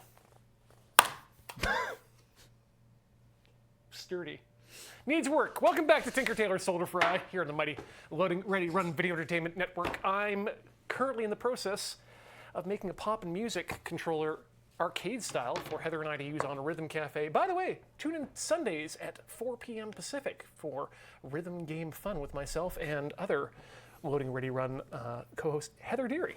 We play rhythm games, and pop music is one of our favorites, and so that's why I've been wanting to make this. I've also recently found out that they do a service for their game, which is a subscription service to access basically their entire catalog.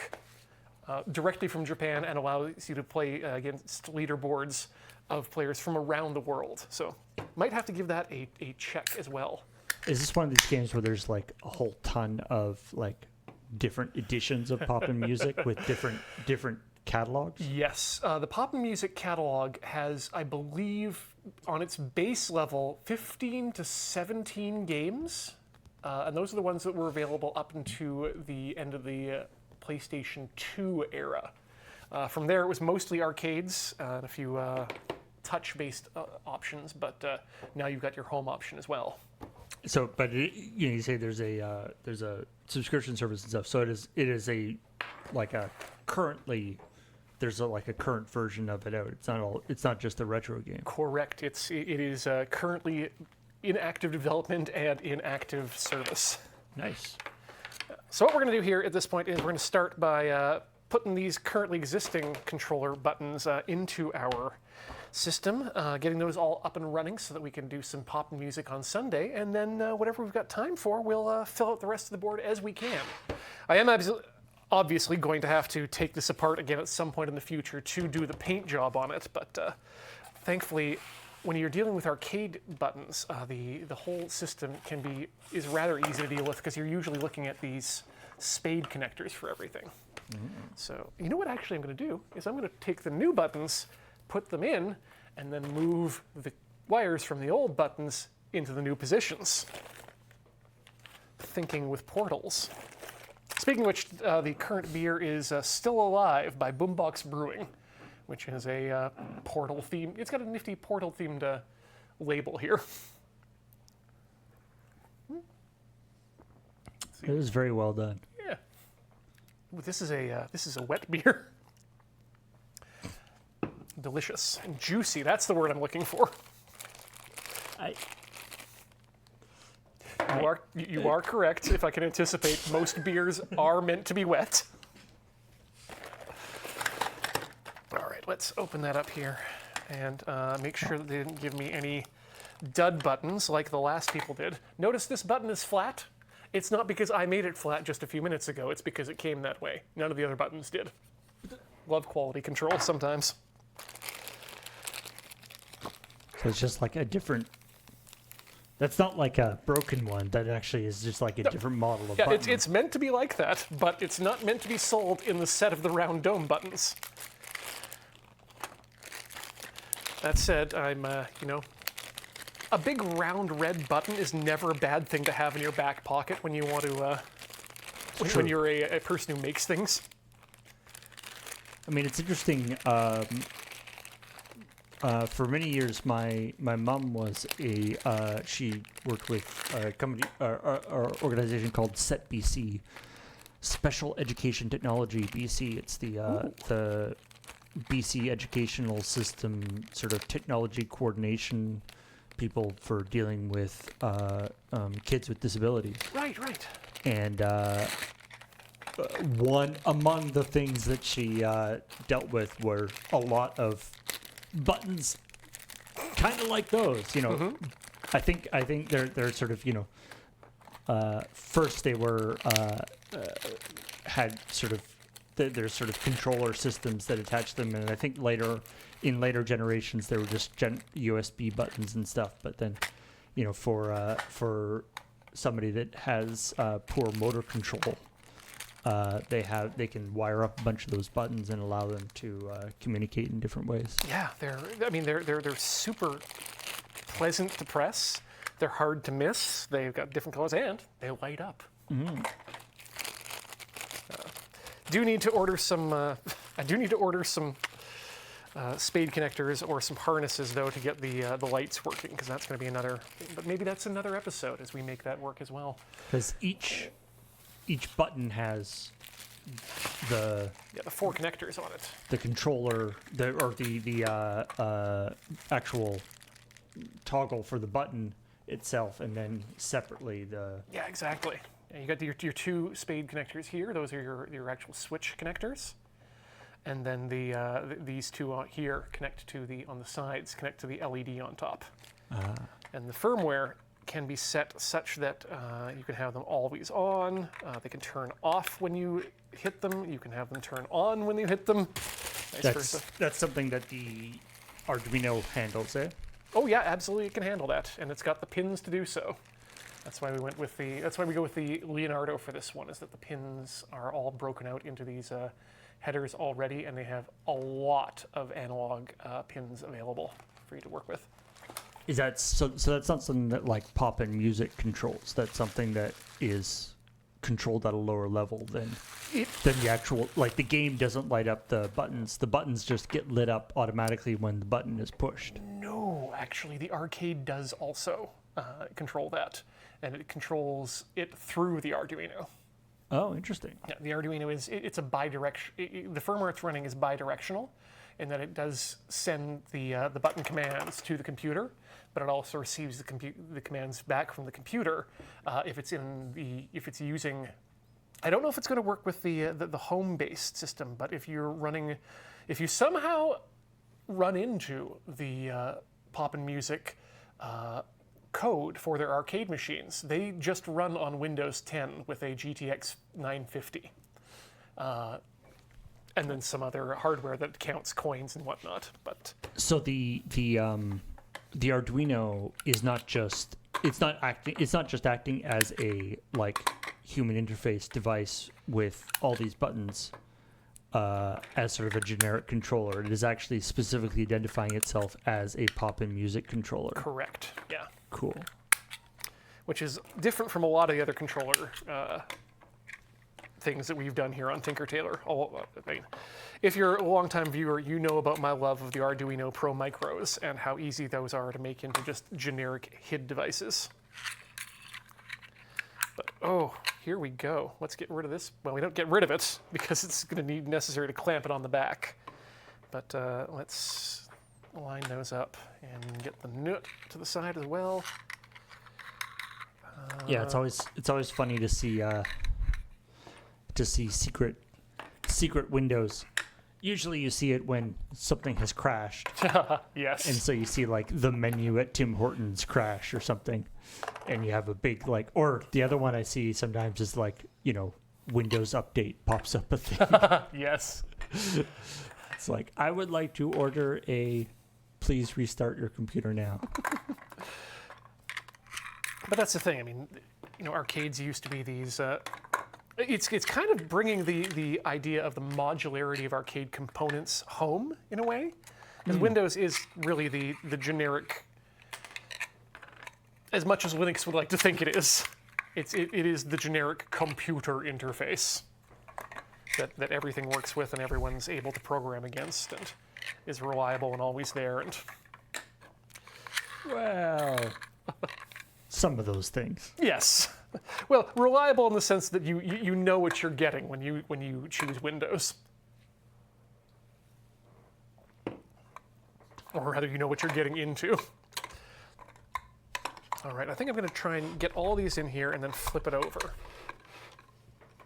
So white and white, green and green. This does actually matter, the orders of the buttons.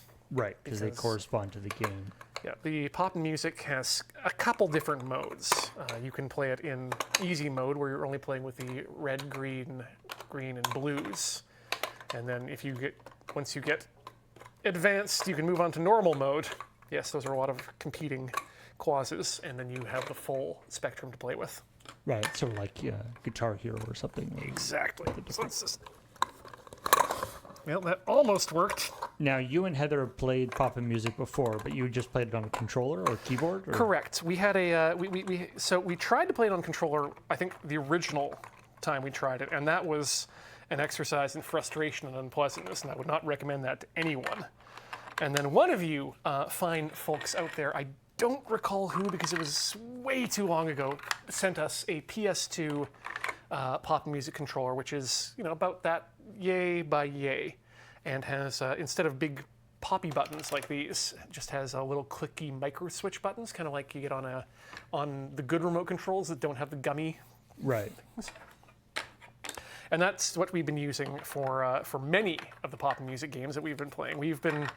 we've been playing a lot of pop music over the years because it's one of our favorite games, and that's what kind of led me down this path to making this. So I thought, you know what, let's do it up right for ourselves. Let's give ourselves a treat. If the fighting game boys can have a treat, so can we.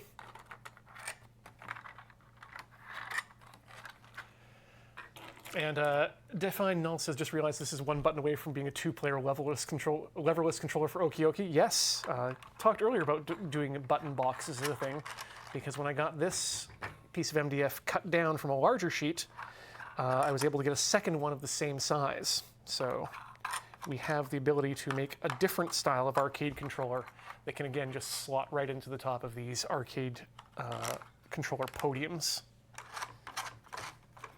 Okay. Let's make sure it's all through there. And, oh, geez, this is gorgeous as it is. Tightening these down a bit. That real, like, candy color is nice. Yeah, the candy color against the cardboard is a little bit weird, but it does make for a really nice looking contrast, I think. Oh yeah. And it looks mostly straight. You know what? Okay, let's embarrass myself. Did I get this right or not? Here comes the straight edge. Touching all of the points. Yup. Looking pretty good. Other side. Okay. Okay, not quite as good on the other side. This white one is just up by about 1 millimeter or so, but other than that, I'm really happy. Pretty darn good. Yeah. Well, all right then. Let's get these buttons back into their corresponding colored hole. I like that they give you the yellow plastic, which means you can go ahead and wire it up before inserting it into the buttons if that's easier for you. But for us, it's just easy enough to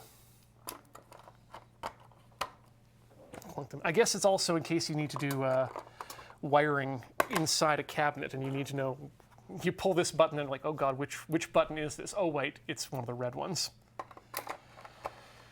Although we have multiple reds, so I don't know how that might not help us as much as I thought it would. These do really just go in really nicely. In a half turn, clicks in place. Yeah, I can imagine that the ergonomics for playing a game like this on controller, because of course the game is built around being able to move in certain ways. Mm-hmm. I would guess that that doesn't necessarily what you can do quickly with hands on big buttons is a lot different than what you can do with thumbs on a controller. Yeah. I think it really just has a lot to do just with the the joy of pushing big clicky buttons. Mm. Okay, so we got I'm gonna take off the ground first, because that's just a running hearts, and that can go in any direction. He said as he snakes it out of its web. Let's move that over there. And then, if I do this, then I can just mirror things without having to look at them, because I know that that bottom one is a white, so that can just go in the white controller right away. And this is going to be a red, so we'll do that as well.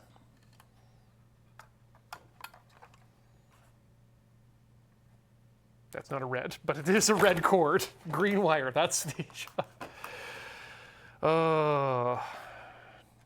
one day I'll be organized enough to match the colors of my wires to the colors of my buttons. But that is not today.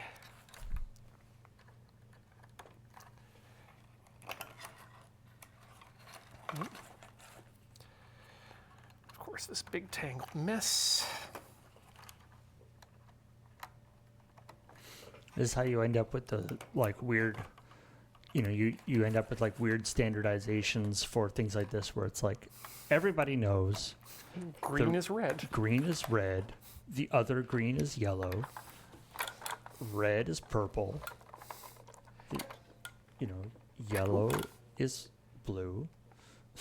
So I did discover something. These switches are not 100% compatible. It looks, well, maybe they are, maybe they aren't, but didn't want to go in, so I'm going to put the matching switch in, and that feels good. Okay.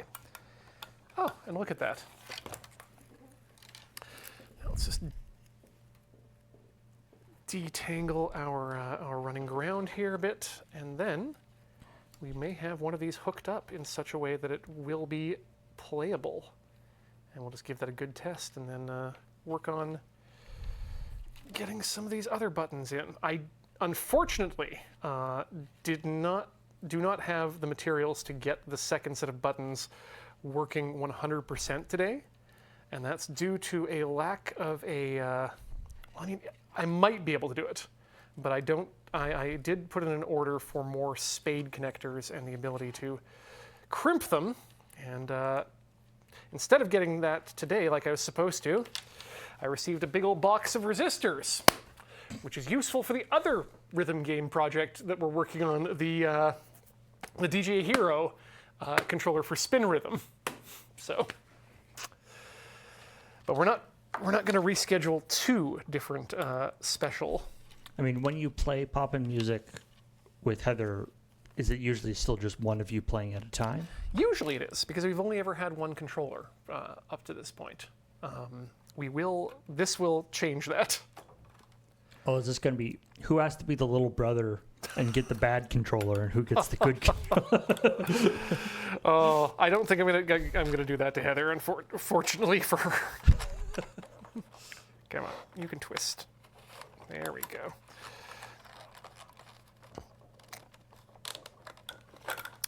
But the other thing that I remember mentioning last time and haven't mentioned this episode, the other reason I like this firmware and this Leonardo is that it has enough connectors available, and that was it, if I remember correctly. It has the right kind of serial chip on it, that we can use this to play with the PlayStation as well.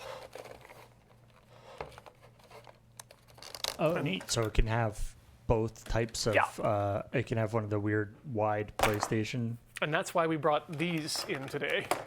These are some thrift store DualShock 2s that I intend to just gank the cord out of and connect that to the appropriate connectors on the Leonardo here.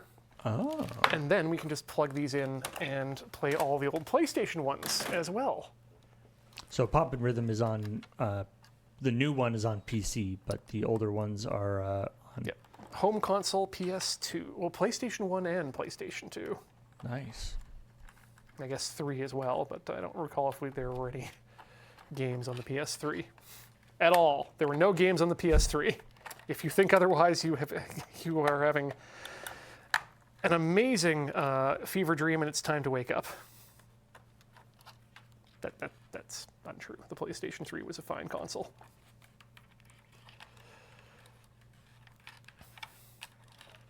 Though I'm trying to remember what games I did play. Oh, Asher's Wrath. Yeah, that was PlayStation 3. That was a good one. Okay.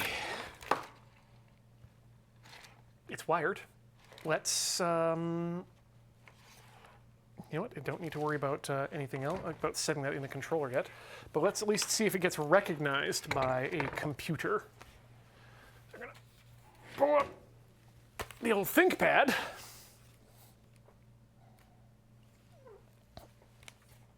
And blissfully it has enough power. Wait for that to boot, and then we'll see what it says about button presses. In the meantime, let's get this cardboard disassembled.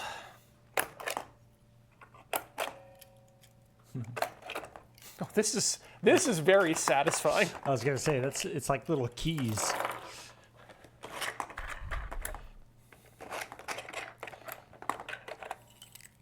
So if nothing else, I just want to see this thing all get put together. Now, if I recall, we did plug it in and have it all working in its cardboard form. Correct. So it should, all things considered, just be a plug-and-play operation. Mm-hmm. So let's, I'm going to launch my controller setup, and we'll plug in the...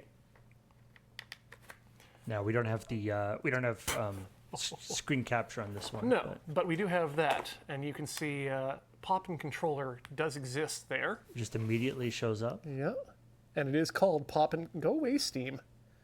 No one wants you right now. And there's the buttons. Not seeing them light up. And they are not lighting up for some reason. So it knows it's the Pop-In Controller, but I can tell you exactly why that is. The ground wire, or the ground block, has been unplugged. There it is. It's just too far away for everything to be connected. So, how to do this? Let's move this around back here. I guess. Right, so the Arduino is reporting correctly, but the Arduino isn't actually getting any input yet. Yeah, it's getting the voltage and the, or I think this is the last actual button pin, and the ground itself is just not even in for the buttons. So even if it could receive data, it won't get back to home. But I should just be able to plug that in like that, and there they are. Hey, look at that. Everything can light up. So Nice. It's got it's got full rollover. End button rollover. There we go. That's all of them. Interesting. What does it think those other two buttons So are? those, as you said, were for the select and start. Oh, right. So it's pretending that those exist even though they aren't plugged in. Exactly. Yay! Because it's ready for them. So there we go. This half of it works. So I guess let's just, So let's get the buttons on the other side. And because that is reporting itself as a Pop-In Music controller, so it thinks it's like one of those, the same as like the home controller you were using before. Well, it's to a PlayStation, it will report itself as a controller as we had before. Oh. To a popinmusic.exe that's running either the arcade software or the home-based subscription software, it will just say, "Oh, great! I've got a Pop Music controller. Let's go!" Neat. Yeah, I'm super excited about that. So let's just get these extra buttons in here. Is the fact that the Arduino has all the stuff in order to make it be able to report itself as a Pop-In Music, is that because they have been sort of open about what's there, or was that I don't think disassembled and hacked? I don't think it's because they're open about it. I think it's because they just wanted to make their life easy for themselves. And one of the things about emulating and doing arcade stuff is that a lot of the stuff is very easy to do and easy to replicate because it needs to be that way for the arcade owner to be able to do quick maintenance on their stuff, set things up into different ways. But it relies on this idea of kind of security through obscurity. It's like, well, who knows where you can get these buttons for arcade machines? Only people who run arcades know that. And then suddenly, as these materials have become made more available, they become easier to replicate at home. So what they're doing with this Arduino firmware is that they're just adjusting the HID values such that it does show up as a Pop-In Music controller, the same way that I did way back when I built that Space Mushroom. Right. Yeah. And made the driver software for the expensive Space Mushroom think that the thing that I made was the same thing. As somebody who usually is, working in the consumer electronics market, I have the expectation that it's going to be, some sort of encrypted bullshit. Proprietary thing that needs to be reverse engineered and messed around with, and is in a constant battle with the company in order to constantly phoning home and whatnot. And in order to, and they, every time they update, then it breaks and it has to be fixed and stuff. But it is, even if the company isn't sort of releasing the specs or anything, even the fact that they're just like not actively trying to mess with it is a nice change of pace. Now, to be said, it's not. Oh, I shouldn't have done that. These all need to come out. It's hasn't always and isn't always that way. Have you heard of the stories about Capcom and their CVS2 system? I feel like this may have come up when Dandy Geek Ben and you were working on some of the kick harness stuff. Ben often does like to talk about that, but they used to they used to have a battery system on their on their arcade consoles that if you ever removed power for X amount of time, the encryption keys would just self-delete from the game. And you would have to like ship it back to them to Exactly, yeah. There would be no way you could without getting an authorized copy from Capcom or somehow creating a. So that was their sort of DRM system. Yeah. Oofa doofa. I imagine that was not very popular with arcade owners. No, it most definitely was not, and certainly not popular with people with funds who wanted to, buy these games on the secondhand market and play them at home. Capcom was like, "What are you gonna do? Not buy Street Fighter? Not go to the arcade? I keep putting these things in prematurely." Get all excited. There we go.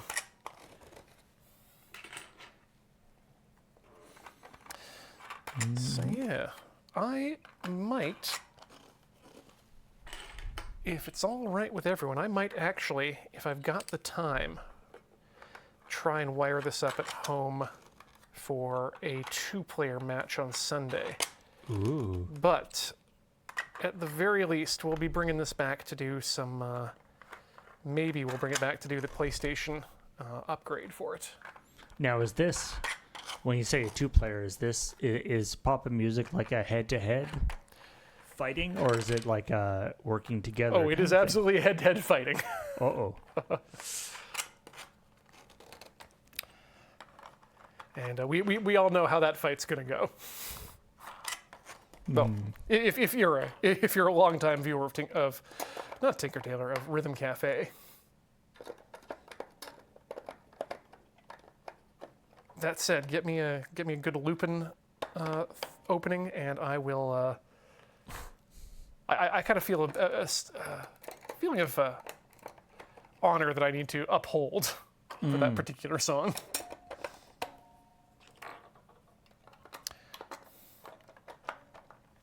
Okay, that was a yellow. This is a yellow. And I got a green here. And a green here. Get in the hole. Find your lock. And the one more. Bob is your uncle. That's... Actually, wanted to mention, while we're talking about Rhythm Cafe, if you happen to have a Amazon Prime account, I mean, for one thing, you have a Twitch subscription that you could throw our way, or at least use it somewhere. Otherwise, it's just wasted. Yes. But in addition, if you have Amazon Prime, you also have Amazon Prime Gaming, which is their thing where they give away games at a fairly regular basis. And why I mention that in particular is right now, Stray Gods is being given away. Stray Gods, yes. Yeah, we did a full playthrough of that. Which I recall being, it looked like a pretty neat game. And it's apparently got some new DLC that's just out, which adds an entire extra act to the game. Because it is essentially a musical itself that you play. Yeah. But all about, God, I can't remember exactly who it is, but they come back from the underworld and have to find new love. It's like Calliope or one of the muses or something. Oh no, Calliope is not well. It's the guy who's played by Anthony Rapp, and I can't remember which god it was. But, yeah, it's all about him. Is the expansion. Super cool.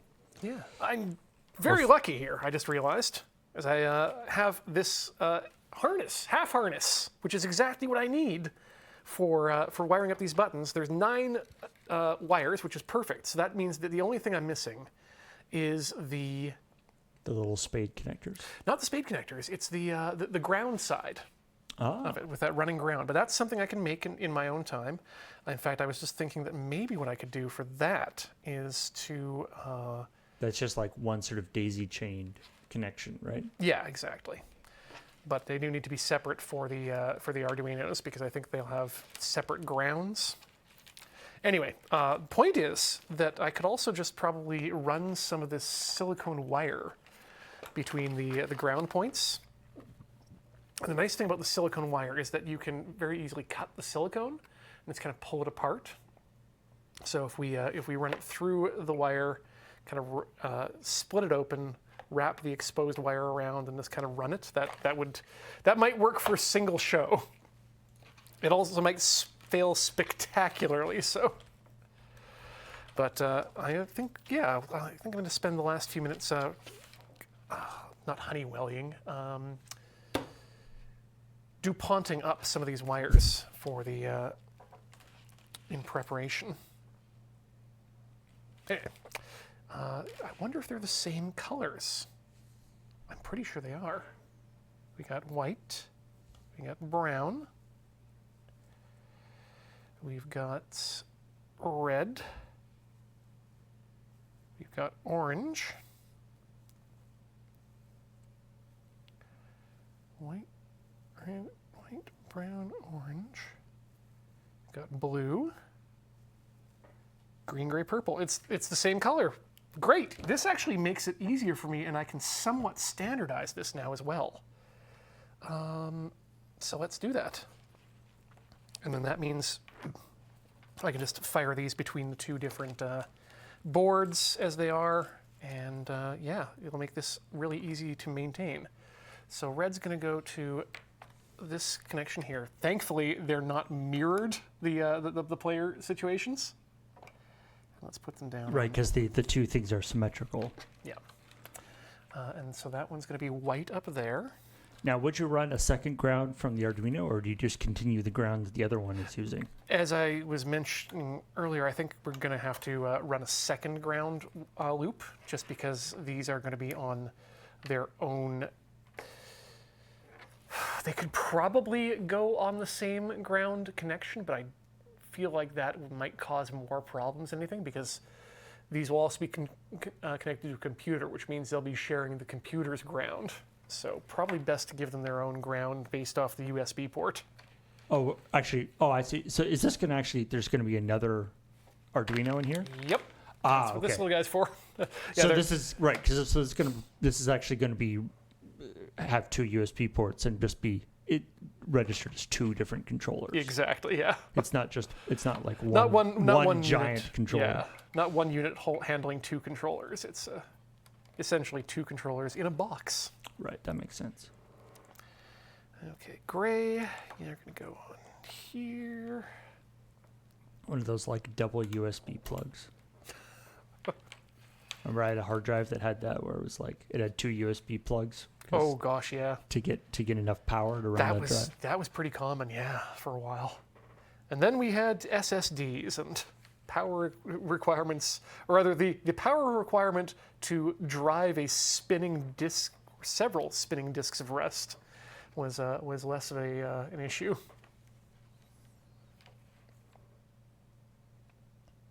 It's purple here.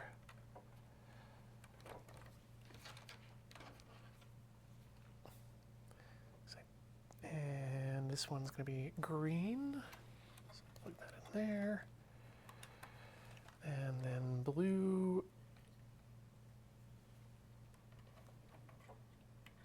And then orange. And the reason I'm doing this in this direction and keeping it standardized is that this way I don't need to worry about which thing is plugged into which thing in order to make a proper connector on the end. I can just follow what I've already done on this other connector and know that it will work without any additional help. Neat. Yeah. Just going to add one more zip tie to that, and then we'll cut the end off. And maybe we'll do one cable here just to show people and remind people what's going on when I say crimping a DuPont. Just crimp a DuPont. I'm eventually going to make this other one harness just as clean, but not today. Where are those? There they are. Oh man, I don't know. I ate something bad this morning. I've been crimping a DuPont all day. Oh, jeez. That's when you need to go see the wombat doctor because things are coming out all square.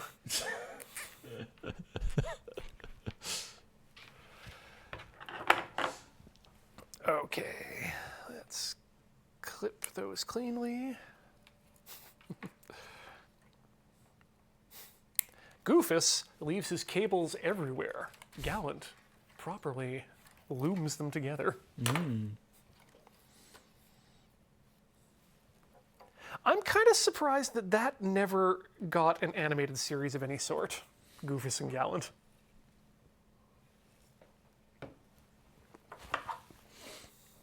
I mean, It's all politics.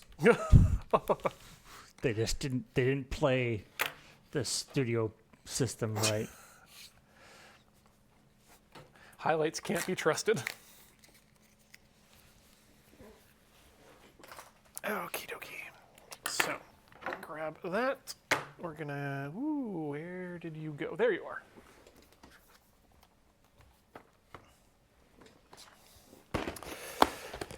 Get out the crimper, the necky goo, and the pins. I'm about to have to do another order of DuPont pins, it looks like. Getting low on pins, and especially the receptacle end. I'm down to just that many, which is not a lot. Does it not come with an equal number? It does, but as you'll find, sometimes you'll have things like these Arduinos that will come with pins on them, or like you're not always making an equal number of receptacle to insertables.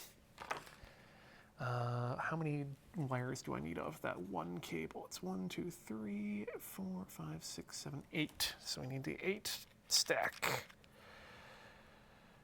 That is 7 stack. This is the 8 stack.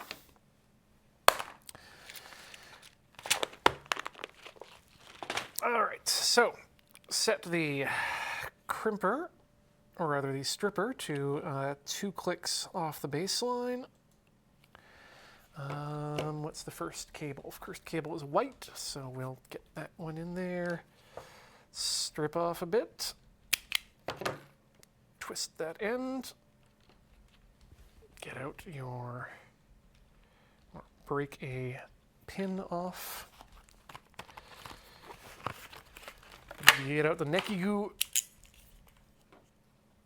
Insert into the end of the crimper. Slightly close the crimper. Ooh, no, make sure it's in the jaws before you slightly close it. Okay, release, because it's ratcheting, and you can't unrelease. Ugh, this is not getting in there well. It's a little wide on the blade side.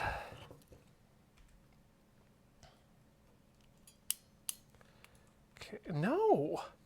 Wow, why is this having such a bad day? There we go, okay. And that just holds it in there itself. Now, take the glasses off because suddenly your nearsightedness is becoming more powerful than your farsightedness.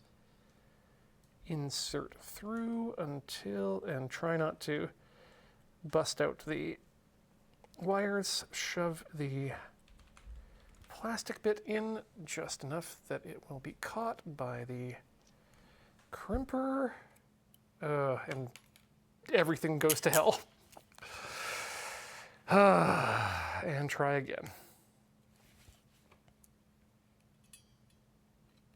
It's a fiddly art that doesn't play well for TV. There we go. That's in. And this is pretty thick wire too, so there we go. Okay, I think that's good enough. And then we'll just crimp her up. Ah, perfect crimp. You can't see it because it's far too tiny, but believe me that it's in there good. I think that might even be good. No, we need to crimp it just a bit on the side here with some pliers or side cutters because this crimper is bad and makes things that are slightly too wide for the hole. Just kind of round it off. And this one's going to be in the end position. Slip it in until it goes in enough that it clicks in place. Just use your side cutters as pliers to pull it into place until it clicks, and there we go. That's a solid connection there. And I think that's gonna have to do it for this episode of Tinker Tailor Solder Fry. Thanks so much for watching, everyone. This has been an absolute blast to get this. Look at this. This is great. I can't wait to actually make this into some, well, I can't wait to use this to make other content for y'all at home. So once again, thanks so much for watching, everyone. A reminder to check us out at patreon.com/loadingreadyrun to help us out on a monthly basis. You can check out store.loadingreadyrun.com to get yourself something nice. We appreciate all of your bits and subs at twitch.tv/loadingreadyrun, and of course youtube.com/loadingreadyrun, and the panoply of channels that we have there. All good ways that you can give back to us as we continue to do things for you. So yeah, for tonight, from myself and from Paul, thank you so much for watching Tinker Tailor Solder Fry. Remember, we'll see you in a fortnight. Never in Fortnite, ever forward, learning out of spite. Good night.